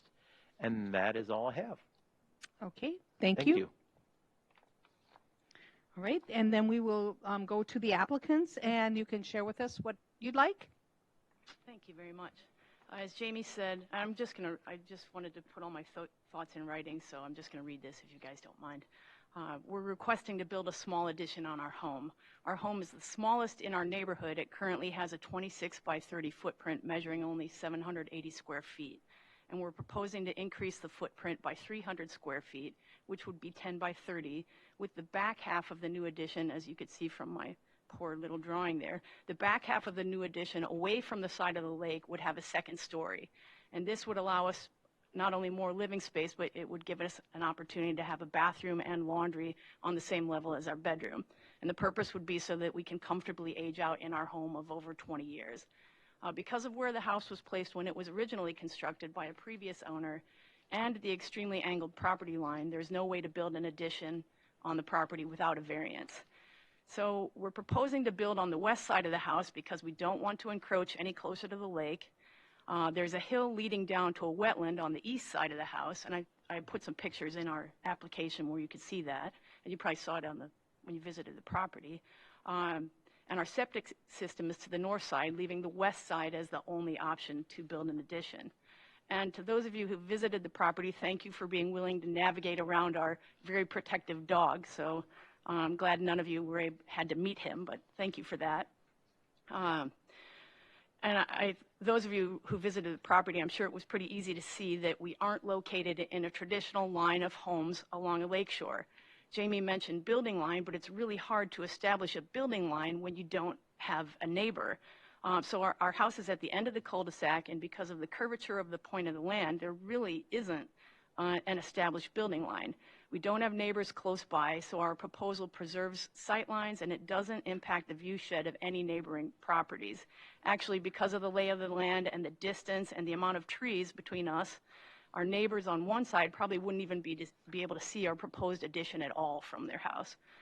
And as you saw in the included survey, our west lot line runs at a very significant angle. And on that side, we also own the property next door, which we rent to a friend who submitted that comment that Jamie read. And though our proposed addition is only 7 feet from that side property line, it's over 80 feet to the house that's on that property, so significantly far away. Our lot is very wooded and has been left primarily in a natural state, and we don't plan to alter any of the existing vegetation. And we also have a fully natural and protected shoreline with the exception of the area where we access our dock. We have many mature trees on our property, and this provides natural screening of our house when viewed from the lake, and as a result, the addition would not significantly alter any shoreland aesthetics. And there is almost 50 feet of existing vegetation on the hill heading down toward the water, then an additional 30 plus feet of reeds and cattails along the lakeshore. And there's a naturally occurring swath of flat space in between, which includes a pathway between our two properties. And we plan to retain all the native landscape as it exists right now. In our application, we noted we would add rain barrels on the addition, but when Greg Berg was on site, we discussed that it would make more sense to simply continue to route the rainwater to the wetland that is on the opposite side of the house from where the addition is proposed. And that's what we currently do now. And so we will implement Greg's suggestion of routing all the rainwater to the wetland, and we will not be installing any rain barrels. So we believe the information we provided in our application clearly illustrates that our variance request meets the standards of practical difficulties, and we're hopeful that you'll grant our request to build our addition. We love the area, we love the neighborhood, and we would love to stay in our home, and granting this variance would allow us to be able to comfortably do so. Regarding the after-the-fact request for a deck, my understanding is the deck was constructed when the house was first built in 1990 by the original owner. I'm unclear why it was never listed as part of the original permit. Jamie informed us this needs to be included simply to clean up historical records, is my understanding of that. Regarding the second water-oriented accessory structure, I believe you have a picture of that, Shelley. We have an 8x12 shed that was placed on the property by a previous owner, and we consider that 8x12 shed to be our accessory structure. We also have a portable screen enclosure that has been in a different location on our property, but it's been in its current position for many years. It never ever occurred to us that this would be considered a structure.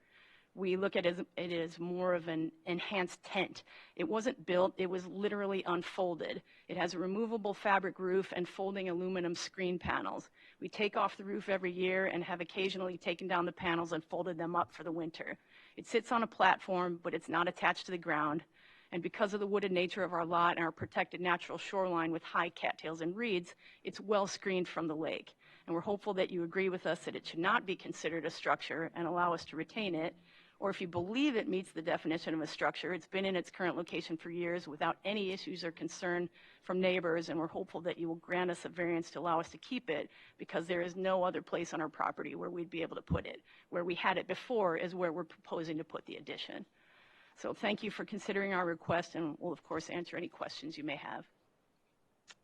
Madam Chair and the board, if I may also add, on the what's called the gazebo, the screened-in area, if it would help to not consider it a structure, if we took it off of the platform that is built out of scrap wood, we just put it on that, because otherwise we'd pick it up and move it every time I mowed. I mean, it's that light, we can pick it up and move it, and I would take it off the platform and pick it up and move it every time I mowed, if that would help consider it not a structure. And just from my additional thoughts, my wife has had one hip replacement. She's getting another one in November. I'm having a knee surgery in a couple months. She probably needs 2 knees, and we really just want a bathroom on our bedroom level. I mean, for us to go up and down the stairs in the middle of the night, we've both almost fallen over the dog, and that is the main purpose, is just to not have to go up and down the stairs in the middle of the night. Thank you. Okay, thank you. All right, if board members have questions for the applicant or for staff? Madam Chair, Jill DeLong, question for the applicant. So it looked like from the picture under the gazebo, you said it's just like a wooden platform or something, but it also kind of looked like there was stones or pavers or something around it too. Yeah, it looks like there's stones and maybe pavers underneath it. Could you explain more what that is that's underneath it? Chris brought home some scrap wood she used to work construction, and someone was getting rid of a deck, so we took their decking material and just made a little octagon to set it on. And then it was a little crooked, and so I lifted up one side to put a couple of bricks underneath it to even it out. And so then I just put some field stones around it just to make it look nicer, because it was raised up because it's flat on the back and maybe 6 inches off the ground on the front side to make it level so our chairs didn't tip over. Then we just raised it up and then put the rocks in front to kind of fill that gap. Okay, thank you. And then question for staff. If they, pulling ideas out of the sky, if they had that as just a paved patio, the footprint of that screened area, if that were just a paved patio, would a paved patio be okay there as impervious land, or is it because it's, a tall structure that's the difference? Madam Chair, members of the board, could they have a patio there? Yes, and a patio wouldn't require a permit because a patio is not considered a structure. The structure is really the issue. It's not the wood underneath the gazebo or the rocks underneath there. When you look at our definition of structure in the ordinance, and I can read you the definition if that would be helpful. It is an erected structure, and so that's in essence the issue here. It's not that they can't have a patio, because that wouldn't be considered a structure. So, and then they wouldn't be asking for 2 of them if it was just a patio. It's the gazebo portion or the screened-in portion that makes it a structure. Okay, so it's like that it's walls and a roof? Correct. Oh, correct. And are there considerations for how temporary the structure is? Like, I know you can have a shed and, that's solid, but, if you have a camping tent in your yard, what's the differences there based off of permanence? So I'm going to read you our definition of structure from our ordinance. Let's see which one here. Anything constructed or erected on the ground or attached to the ground or site utilities, including but not limited to buildings, factories, sheds, detached garages, cabins, manufactured homes, recreational vehicles not meeting the exemption criteria. So that is what the definition of a structure is. And so the decision that was made by staff was it was an erected structure. And so the option that they would have is, if they disagree with that call, they would then have to come to the Board of Adjustment. And you guys would make the decision on whether or not that meets our definition of the structure. So we added this to the request because it's coming to you guys to make that kind of that determination, not necessarily saying, is it a structure or not? You're just saying, are they allowed to have two? So if you guys deem that it's not a structure, then you could say yes and allow them to have two. If you think it is a structure and you want them to have two structures, you can say yes to their request. Or if you don't think it should be allowed, you can say no. So kind of up to you guys to run with it the way you want to. Okay, could you also, it says it's two water-oriented accessory structures. Is that due to the proximity to the lake and the size? Correct. Okay. Yep. Okay, thank you. Yep. And when I look at this, I think in one way, I kind of look at it and say, well, it doesn't look much different to me than if you put up a tent in your backyard. But then on the flip side of it, I thought, where do you draw the line between something that's built with screens or something that's built with, lumber or, I'm thinking we have to be careful not to set a precedent or to give the impression that we're setting a precedent as that a gazebo isn't a structure. So I haven't decided yet. I'm just throwing out my thoughts. And similarly, if we deem it is a structure and if we said, yes, you could have two, they could feasibly take this down and build a more permanent one in the future, and it would be allowed, supposedly. Oh, that's another train of thought to keep in mind. Yep.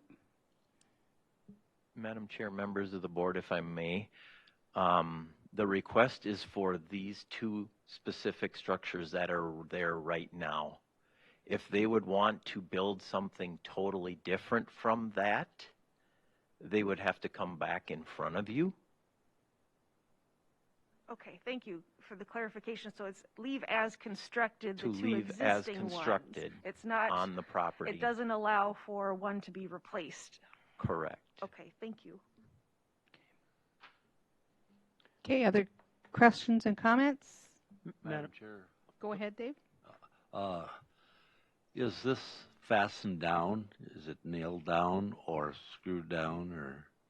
It just sits on the platform. It's not attached to the ground in any way. It's got little metal loops that you can tack down, like with stakes, like a tent that you could tack down to the ground. And so we've just got them tucked into the slats of the wood. But so it's not fastened to the ground in any way.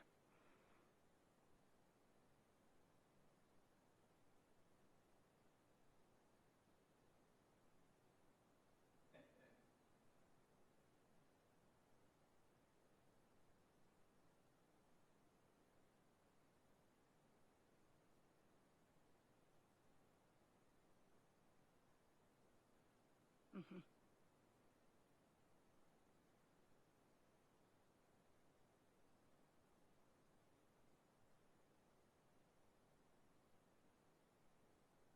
Madam Chair, follow-up question. If these accessory structures that are hauled in and set down, they're considered the same as one that has a cement foundation and is permanent? Correct. There's no difference between one that has a foundation and one that doesn't. Thank you. Okay, Dennis, you look like you have some questions. I was waiting for you to call. Yeah. So, Madam Chair, Dennis Gregory, question for the applicants. Since you own both lots, did you consider moving the lot line over so that you would no longer be within 7 feet of the lot line? Madam Chair and the board, we did, and when we checked into that, we realized we were told from Environmental Services that we would need a variance to do so because the minimum lot size in R1 in Shoreland is 2 acres, and so we wouldn't have the or is it 2 acres? Or it's 200. Yes, 2 acres, just under 2 acres. So we don't have 2 acres for each property, and it would have just been another just another step in the process. So we figured our intent is we want to die in this house, and we want to retain both properties. And as opposed to redrawing lot lines, we figured we would just ask for the variance for the addition instead of the variance to redraw the lot lines to not need the variance for the addition. Okay. Sorry, that was a long answer. Thank you.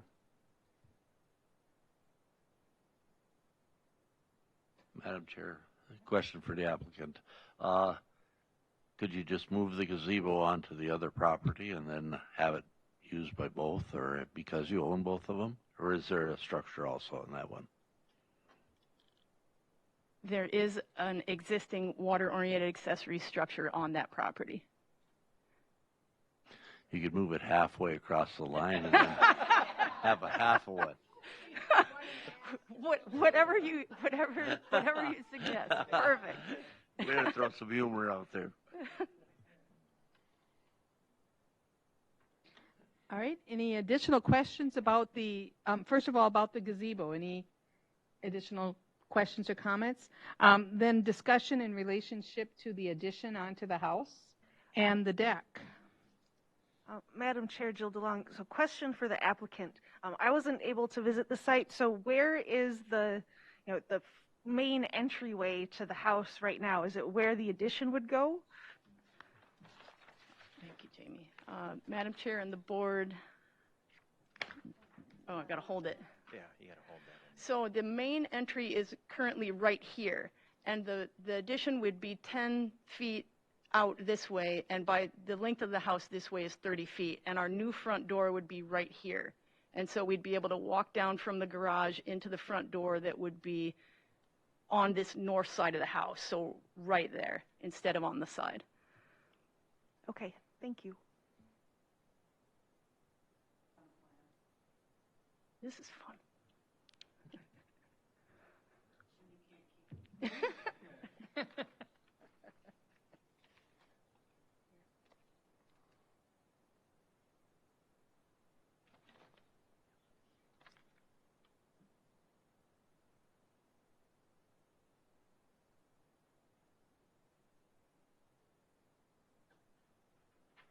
So then on the addition, then would there be like gutters that, I think you talked about drainage, the gutters that attach to something that's currently there? Madam Chair, the existing gutters that are on the existing side of the house, that 30-foot length of the house would be relocated to the 30-foot edge of the addition, and then they would be routed, the water would all be routed underneath the deck as it is currently, and it runs down to the pond on the other side of the property. Okay, thank you.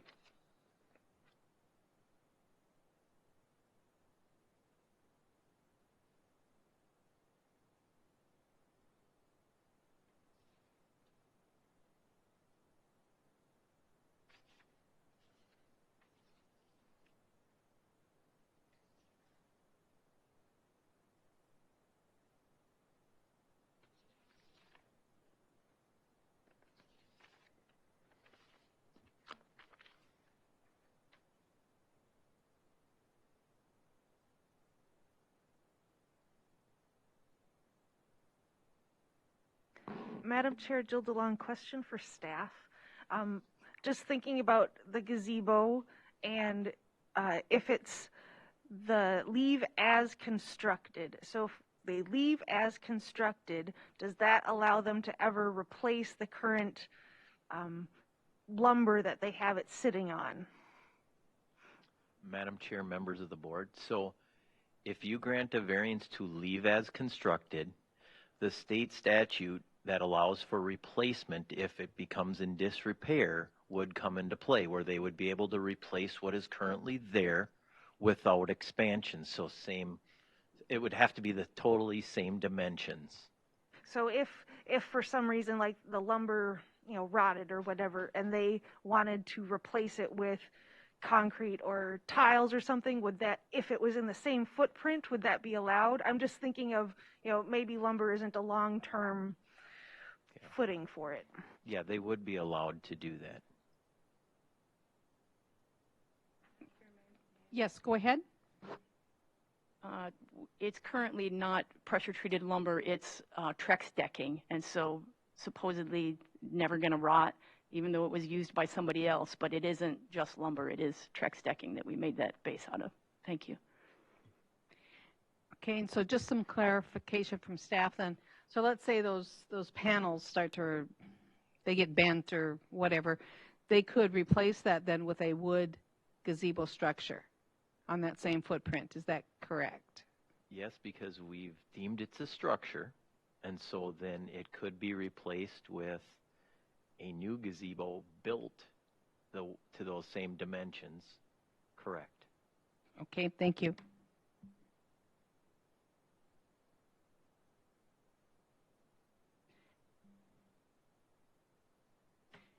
Okay, I am going to ask this question, even though I think that's probably our next applicant sitting in the audience.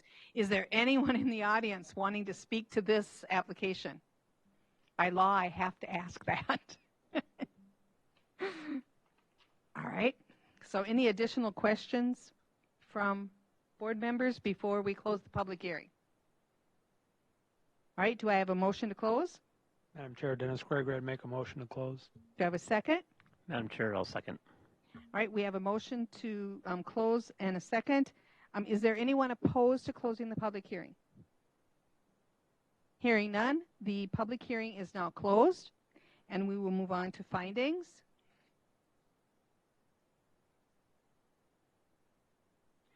Okay, again, we have some options.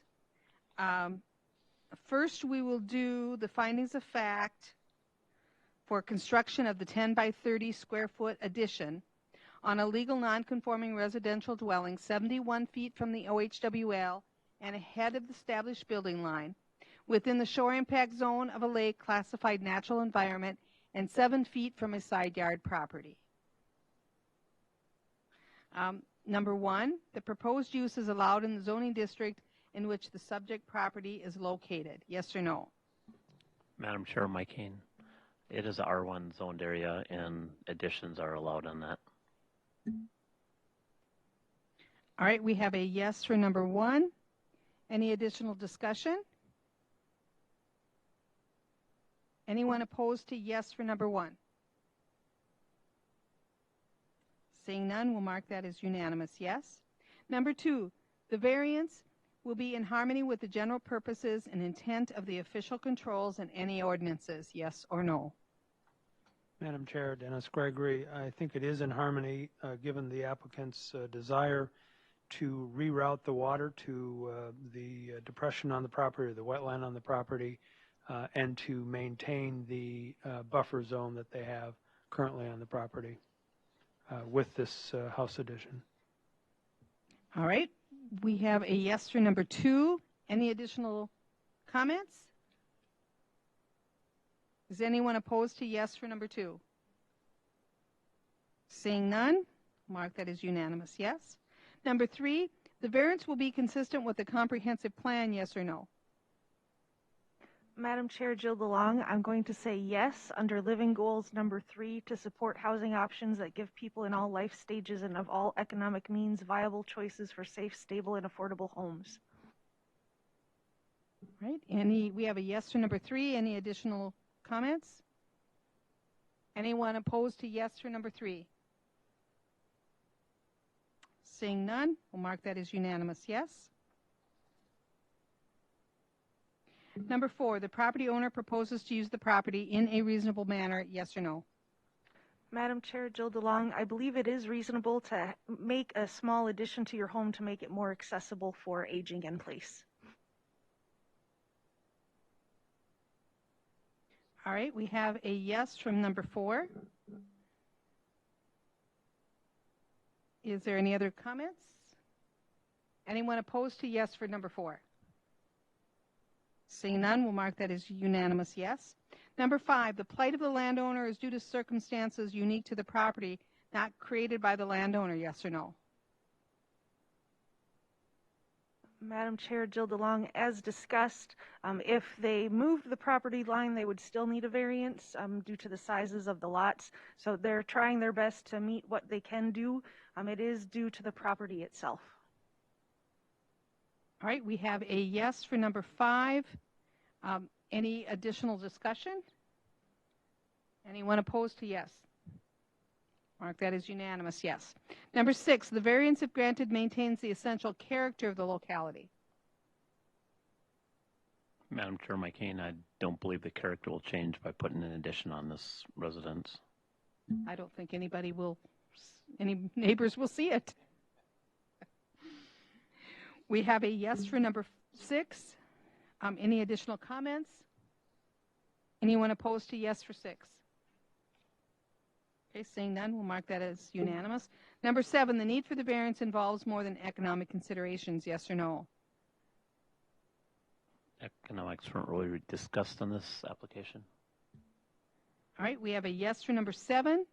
Anyone, any additional comments? Anyone disagree with yes? Mark that as unanimous yes, and we are now ready for a motion. Madam Chair, Dennis Gregory, I'd make a motion that we approve the applicant's request for a variance to construct a 10-foot by 30-foot addition on their legal non-conforming residential dwelling, which is 71 feet from the ordinary high water level, ahead of the established building line, and within the shore impact zone of a lake, and 7 feet from the property line, side property line. And do we need to add any conditions that they maintain the Yes, thank you. current mitigation they have? I'd intended to do that. Thank you for that reminder. And so as a condition, I would have 2 conditions. One is that they maintain and expand the gutter system on the roof lines of both the house and the addition that they're putting on, and then direct the water towards the wetland on the north side of the property. The second condition is that they maintain the no-mow native plant buffer that they currently have between the house and the lake, using the Stearns County Board of Adjustment mitigation guidance document for any plantings that they would add. All right, we have a motion. Is there a second? Jill DeLong, I'll second. Okay, and I will do roll call for the remainder. Mike? Yes. Dave? Yes. Jake? Yes. And I'm also a yes. So motion carries for the construction of the 10 by 30 addition onto the house. Now we need to look at, after the fact, we can do the deck and the water-orientated accessory structures together as one finding, or we can do both of those separate. Madam Chair, I know it's a process, but I'd rather do them separate. And I would concur with that. Any other comments or anybody else's thoughts? Second, 2 of them works for me. All right, 2. All right. Then let's first do the deck.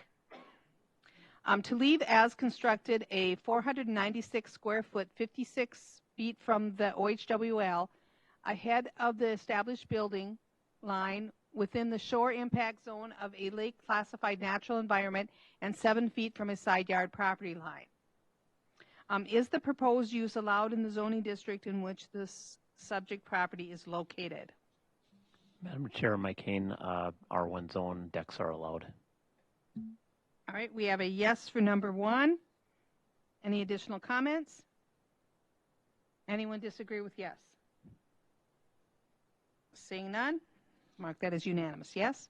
Number 2, is the variance in harmony with the general purposes and intent of the official controls? Madam Chair, Dennis Gregory, I think it is in harmony. The deck was built in 1990, and I think removing it would cause more harm than leaving it in place. And it's also part of the water mitigation solution that they have. All right, we have a yes for number 2.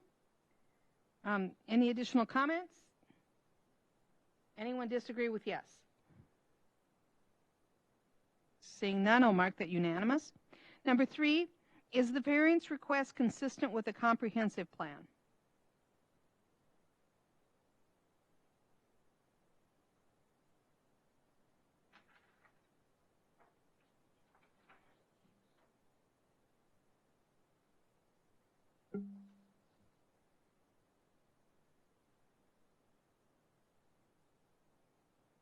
Madam Chair, I would point to nature goal number 1, which is to preserve, restore, and protect important natural systems and natural resources. As stated previously, the applicants are maintaining a buffer, zone. They're also redirecting the water, and removing the deck would cause more harm to the natural resources than it would benefit it. All right, we have a yes for number 3.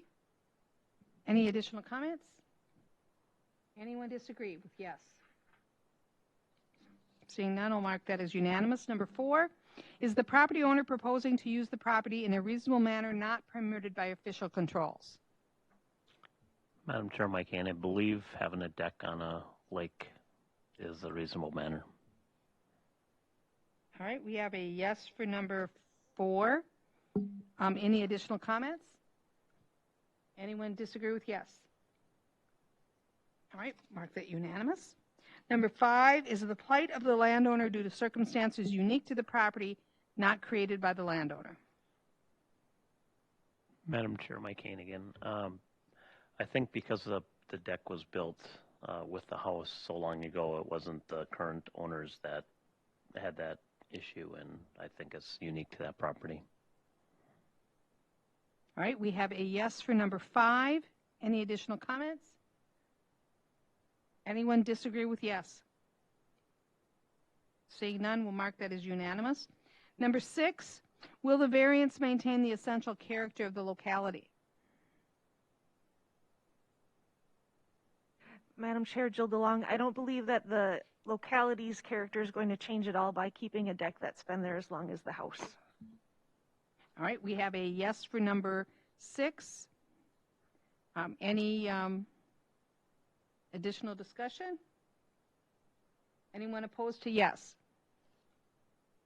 All right, we'll mark that as unanimous. And the need for the variance involves more than economic considerations, yes or no?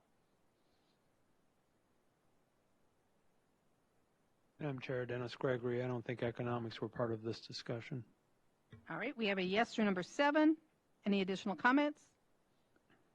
Anyone disagree with yes? We'll mark that unanimous. We are ready for a motion.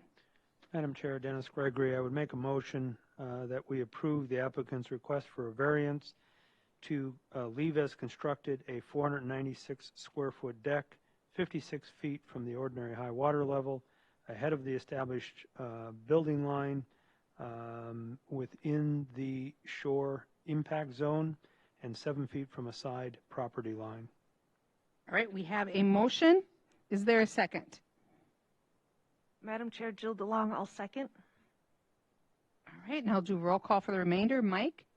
Yes. Dave? Yes. Jake? Yes. And I'm also a yes. Motion carries. All right, and now findings of fact in regard to the 2 water-oriented accessory structures. Number 1, is the proposed use allowed in the zoning district in which the subject property is located?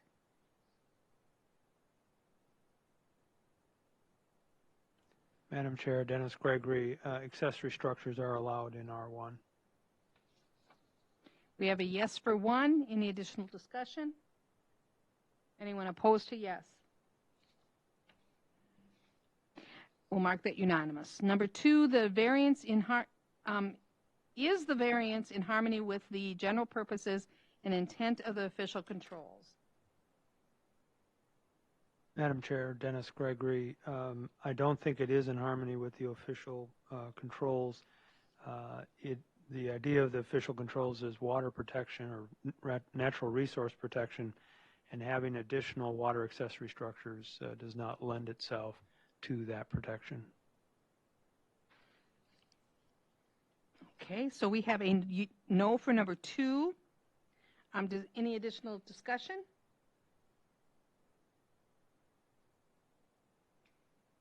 Anyone opposed to no for number 2?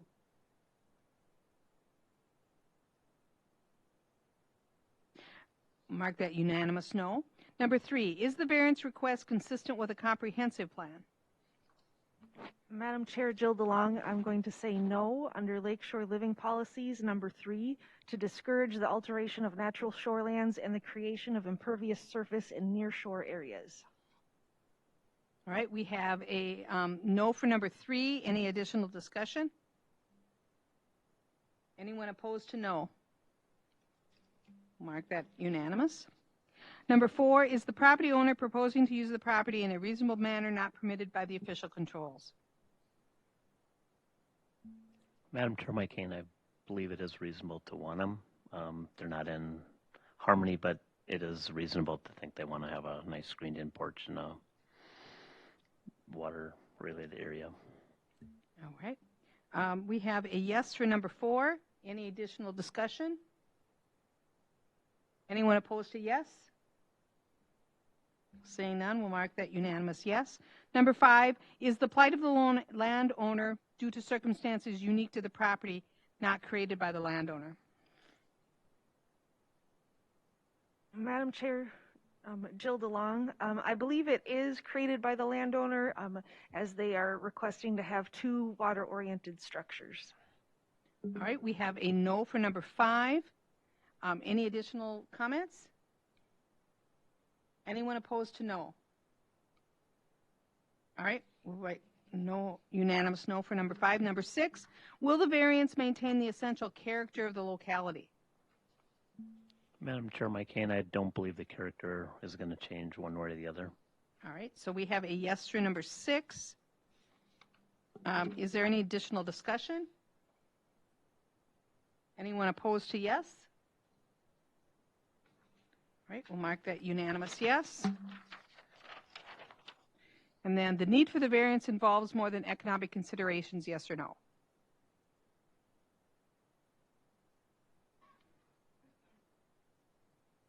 Madam Chair, Dennis Gregory, I don't think economics was a key issue in this request. All right, we have a yes for number 7. Anyone have additional comments? Is anyone opposed to yes? Seeing none, I'll mark that unanimous yes, and we are now ready for a motion. Madam Chair, Dennis Gregory, I would make a motion that we deny the applicant's request for a variance to leave as constructed 2 water-oriented accessory structures. All right, we have a motion to deny. Is there a second? Dave Grunbrad, I'll second. All right, we have a motion and a second, and I'll do roll call on the remainder. Jill? Yes. Mike? Yes. Jake? Yes. And I'm also a yes. The board has voted to deny the request for 2 water-orientated accessory structure buildings. And if you have additional questions, you can check with environmental services staff during regular business hours as far as what you can do going forward. So thank you for coming this evening. And just one quick question or comment for you is I love your little animals in the rock area by your driveway. We were trying to debate which house they went with, and now when you say you own both homes, now it makes sense because we couldn't figure out who they belonged to. All right, and our last item on the agenda for this evening, let me find is to consider a request from Jacob Lawrence, St. Cloud, Minnesota, from sections 10.2.11a1a and 10.2.11a2b of Stearns County Land Use and Zoning Ordinance 439 to construct a new residential dwelling less than 100 feet from the OHWL and in the shore impact zone of a lake classified as recreational development. The said ordinance requires a new residential dwelling to be constructed 100 feet from the OHWL and in no case closer than 50 feet of a lake classified as recreational development. The affected property is 0.59 acres of government lot 1 and 2, section 1, track 126 north, range 33 west in Melrose Township. The property address is 32347 Sylvia View Road, Melrose, Minnesota. And just for the record, could you also give me the name of that road, the changed name of that road? Is there another name for that road? I think sometimes they call it Loretta Lane. All right, and just so that in the record, because it was very confusing, it's on the road signs, it says Loretta Lane, and I've ran into that already myself, but I'm not sure where the problem is. but I thought that way we can put it in the official records and people will know which property we're talking about. All right, then we'll do a roll call as to who was able to be there or visit the site. Dennis? Yes.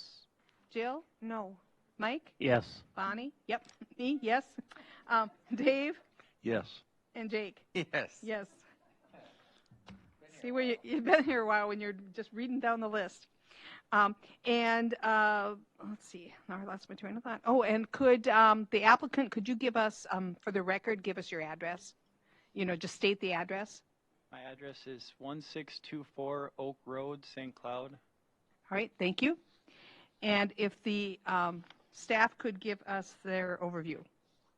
Sure, thanks, Madam Chair, members of the board. The applicant is requesting to construct a 1,280 square foot residential dwelling, 35 feet from the ordinary high water level, a 50 square foot and 200 square foot deck, 30 feet from the ordinary high water level in the shore impact zone of a lake classified recreational development. Said ordinance requires a new residential dwelling and deck to be constructed 100 feet from the ordinary high water level and no closer than 50 feet of a lake classified recreational development. The applicant currently owns a meets and bounds property on Lake Sylvia. The tract contains 24,631 square feet of lot area. The current impervious lot coverage for the property is 18.7% according to the survey that was provided. It's in the R1 zoning district. The applicant purchased the property in 2021. The residential dwelling is serviced by a subsurface sewage treatment system. The system was permitted and installed in 2004 and was found to be compliant in June of 2021. The property is in the shoreland overlay district of Lake Sylvia, which is classified recreational development. Sylvia is not on the list of impaired waters. As I mentioned, the subsurface sewage treatment system was certified compliant in June of 2021. Current impervious is 18.7%. The proposed impervious lot coverage when the project is complete will be approximately 17.7%. An alternative to the request would be to construct the dwelling in a location that meets the ordinary high water level setback of 100 feet. Melrose Township, Sauk River Watershed District, the Minnesota Department of Natural Resources, and property owners within 500 feet have been notified of this request.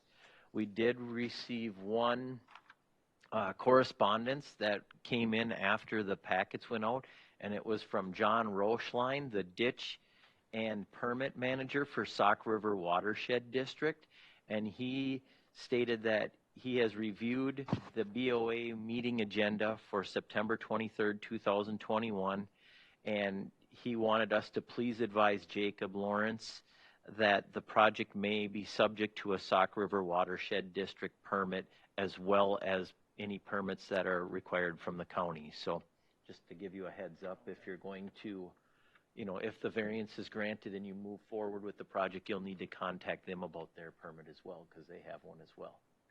Okay. And that is all that I have. Okay. Madam Chair?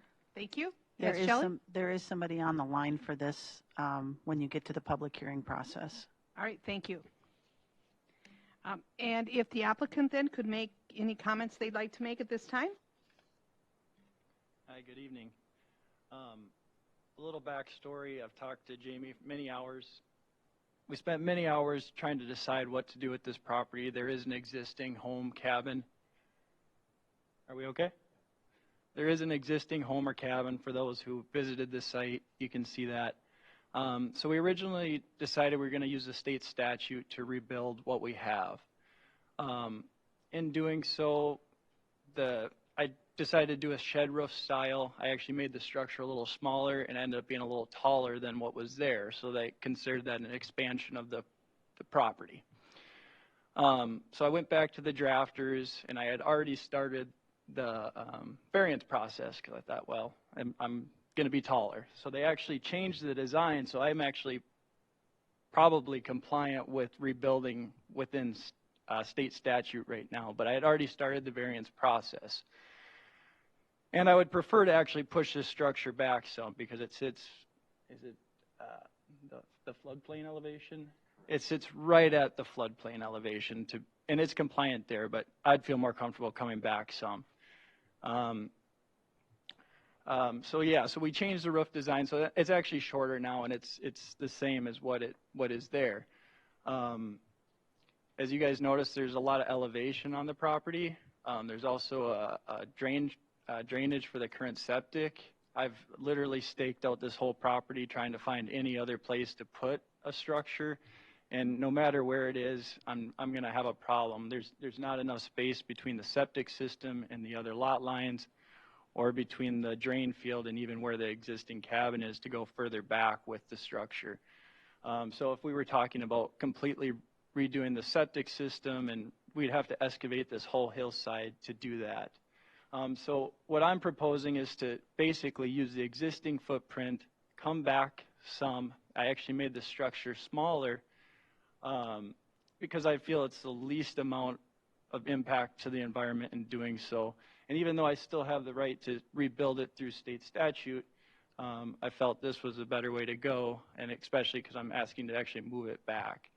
I do keep a natural buffer on the shoreline, and I plan to keep it that way. Obviously, I'm not using the property as it sits, but I would keep it that way. Trying to think if there's anything else to add to that. But yeah, I think everything I've done is try to make an improvement to what's there, and even if I was to use a state statute, I think what I'm asking is an improvement on that, because I'm actually asking to come back off the lake, smaller structure, less impervious on the lot. And I've really tried to consider the environment and everything when doing this project. So. Thank you. Okay. Questions from the board of either the applicant or staff? Madam Chair, Dennis Gregory, a question for the applicant. You know, I know there's a hillside there, but if you went a little bit further to the northeast, and you talked in your write-up a little bit about excavation, just help me understand a little bit more. If you moved another 10 feet, as an example, what would that take? All right, so you're saying slide it back another 10 feet from where it's at? Correct. Well, I think I'd start getting kind of close to that other property line, but if you remember visiting the site on that corner there, that's where the hillside kind of starts. Mm-hmm. So then we'd probably have to put some sort of retaining wall in there. You know, so I felt that was, again, probably more devastating to try and excavate that hillside because that's sort of natural drainage since 1960 that we're not going to tamper with if we leave that. It's possible maybe we could get another 1 or 2 feet, but I'm not sure as far as drainage would go. You know, we'd probably have to add more drain tile or something there. Okay. But yeah, the main thing is just how that elevation comes on that particular corner of the lot. I mean, if we were to move the whole structure completely, well, we still have to deal with the existing structure and what that footprint is. So then we're again doing a lot more excavating to tear that out. We have that foundation there, and then we'd have to re-excavate for a whole new foundation somewhere else on the property, if it even allowed, but we're probably back to a variance on that even, so. Thank you.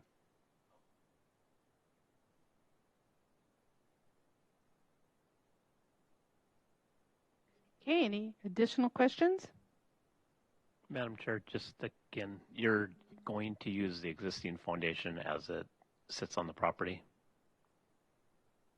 We would actually tear out the existing foundation and build new. But it would be the exact same size and location as the current one. We're actually proposing to move it. I know that there's a lot going on this survey, but isn't there one that has both of them on there? Or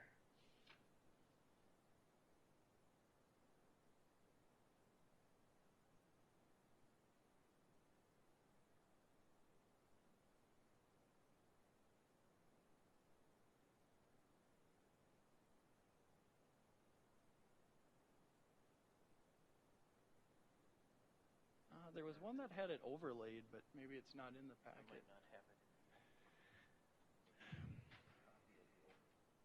If you can just picture sort of going that existing, actually a little smaller, but just sliding 6 feet back into the hillside a little bit further, and then we're removing 8 feet on the lake side.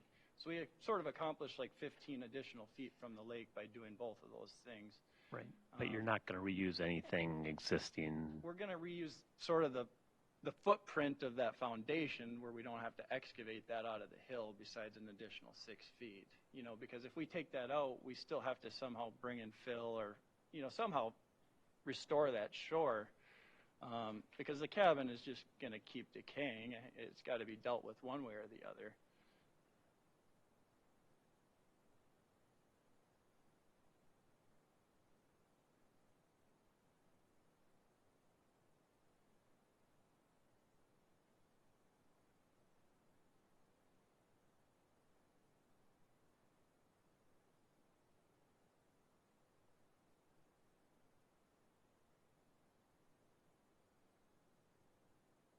Can we have the use of the overhead?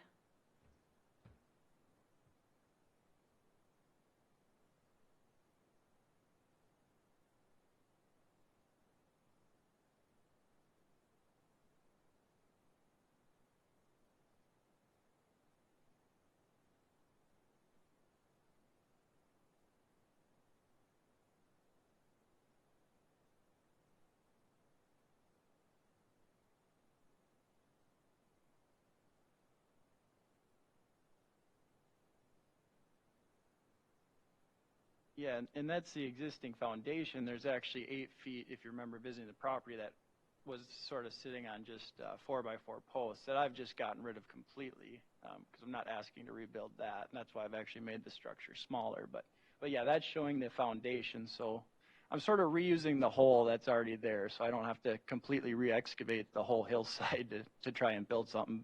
But even still, with how the septic is, I've literally staked this whole property trying to find additional locations, and it's not going to really work anywhere else without a variance. So then it came back to, well, why not reuse sort of what's there with least impact to the environment?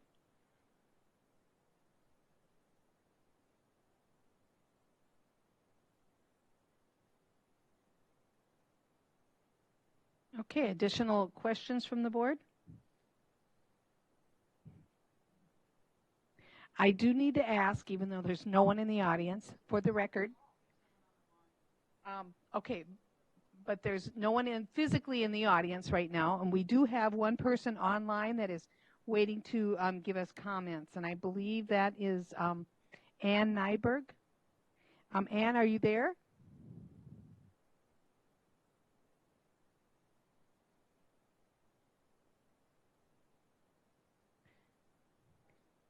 All right, we're checking with our location or our tech people if she is online with us.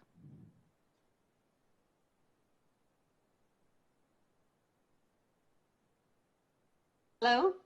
Oh, is that, okay, is this Ann Nyberg? Yes, can you Hi. hear me now? Yes, we can, very clearly. And just for the record, Ann, could you state your name and your address for us, please? Yes, this is Ann Nyberg. I live at 13589 Harwell Path in Apple Valley, Minnesota, and I own the property adjacent to Jake's Sylvia Lake property at 32351 Sylvia View Road. All right, thank you. And you can go ahead with your comments. Yes, thank you. I am supportive and appreciative of the plan that Jake has put together for his property. I really appreciate the approach he's taken to protect the environment and the water flow on the property. Moving it further back, excavating a new area gave me concerns about the water flow that could occur, as well as potential vegetation removal that would be required. So I think he's gone to great pains to both protect the property, but he's also done the same thing to have the conversations with neighbors and to think about how it's impacting others. So again, supportive and appreciative of his approach. And for those of you that have visited the property, you can imagine how excited I am to have something new show up next door to me. All right. Thank you, Ann, for your comments. Thank you. All right. Are we ready to close the public hearing? Do we have a motion? Dave Cameron, I so move. We have a motion to close the public hearing. Do we have a second? Jill DeLong, I second. Is there anyone opposed to closing the public hearing? Seeing none, the public hearing is now closed, and we will move on to findings. Number one, well, the variance request that we'll be looking at is to construct a 1,280 square foot residential dwelling 35 feet from the OHWL and to construct a 50 square foot and 200 square foot deck 30 feet from the OHWL in the shore impact zone of a lake classified as recreational development. Number one, the proposed use is allowed in the zoning district in which the subject property is located, yes or no? Dave Cameron, Madam Chair, it's an R1 district and houses are allowed. All right, we have a yes for number one. Any additional comments? Anyone opposed to yes? We'll mark unanimous yes for number one. Number two, the variance will be in harmony with the general purposes and intent of the official controls and any related ordinances, yes or no? Madam Chair, Dennis Gregory, the applicant, for two reasons, I think has done a nice job of being in harmony. First, they are moving the structure back from the lake, which I think is a positive.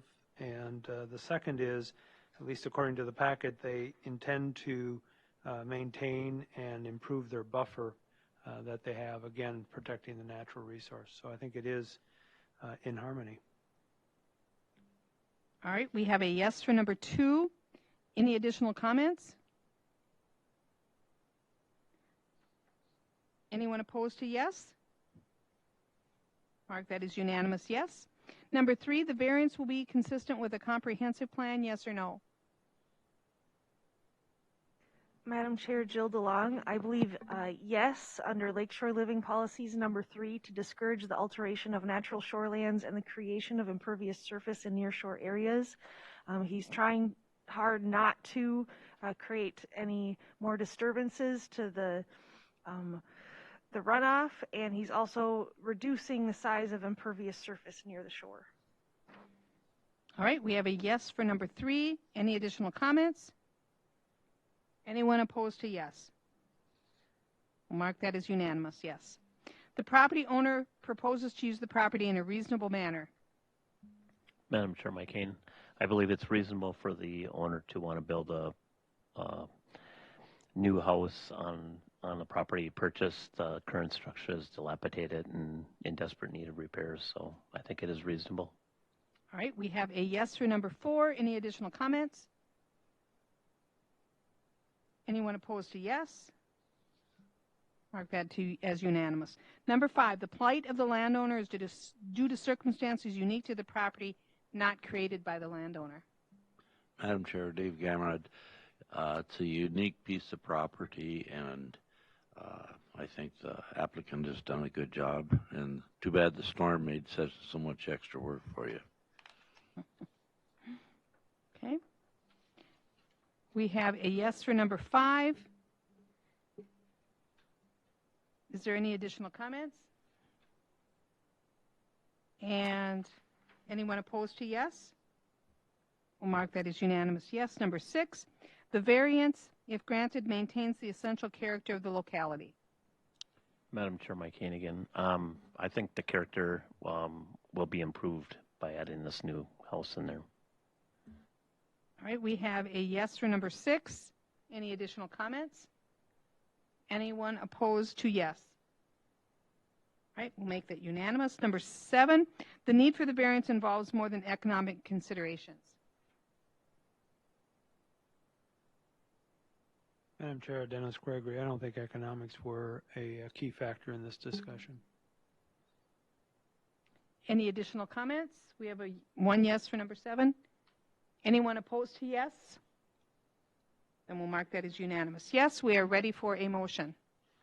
Madam Chair, Dennis Gregory, I would make a motion that we approve the applicant's request for a variance to construct a 1,280 square foot residential dwelling 35 feet from the ordinary high water level, a 50 square foot and 200 square foot deck 30 feet from the ordinary high water level in the shore impact zone, with the condition that the applicant maintains and expands the no-mow native plant buffer to within 30 feet landward of the ordinary high water level of Lake Sylvia, and except for an access area that can be up to 25 feet, and that they use the Stearns County mitigation guidance document for the plants that they would use in that buffer zone. All right. And I just have one question maybe for staff, and this maybe is a general question. When we make motions like this and it says, it says 35 feet, should we be making the motion that it's exactly at 35 feet or no closer than 35 feet? So in case of construction or whatever, they need to move back even further? Or Madam Chair, members of the board, so if you say 35 feet, they can always go back further. Oh, they can't. All right. They just can't go closer than 35 feet. All right. With We the don't home. have to. So if he had to push it back 2 feet, that would not be a problem. Okay. Because you gave him a variance to be 35. If he's 37, that's not a problem. All right. I just wanted to make sure that you never know during construction, all of a sudden you got to move it a foot and then your variance doesn't fit. It just can't go closer than the number that you All right. Thank you. state. All right. So we have a motion. Is there a second? Madam Chair, Mike Kane, I'll second. All right, we have a motion and a second to approve. I'll do roll call on the remainder. Jill? Yes. Dave? Yes. Jake? Yes. And myself, yes. So your motion carries. Enjoy your new home. Thank you. All right, thanks for being with us. Okay. And we began a discussion at the beginning of the meeting about the plat books, and Shelley, you wanted us to do just of who needed one?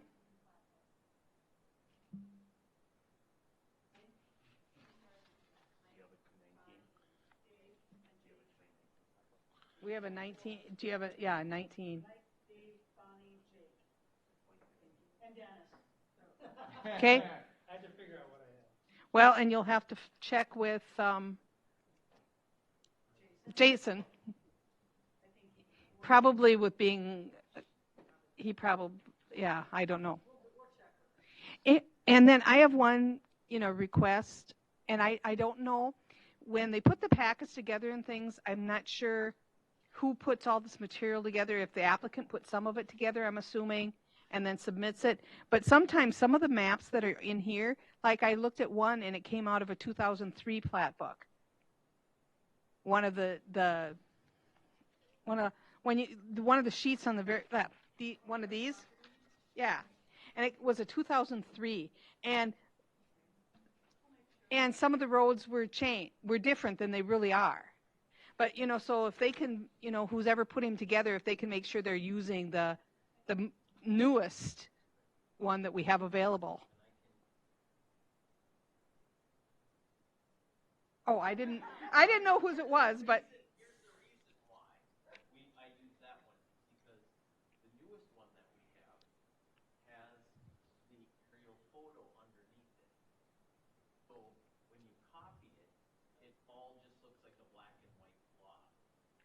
It's probably very similar to the one that you're talking about, that all you see is black. Yes. They have the aerial photo under the actual roads in the platform. And I'm hoping that I really don't have a way of giving you a map, so I try to, as much as possible, look at the new one to see if there's any road changes. Oh, so.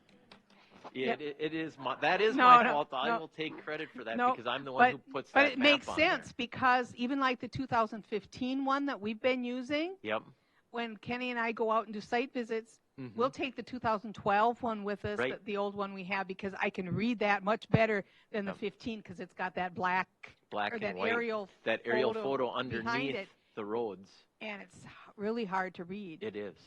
It is. And that's why I do that with So the old one. hopefully the 19 doesn't have the black aerial photo behind it. I don't know if it does or not. I can't recall. I think it has it underneath it because they Okay. want people to be able to see what's What's I there. guess it's kind of, they feel it as an update, and I don't know that it is necessarily an update. Yeah, it depends Yeah. on what you're using it for. Yeah, if you're using it for directions, Yeah. it's not an update. If you're using it to see people's property, it probably is. Right. Okay. Well, thank you. Could I have a motion to adjourn? Move to adjourn.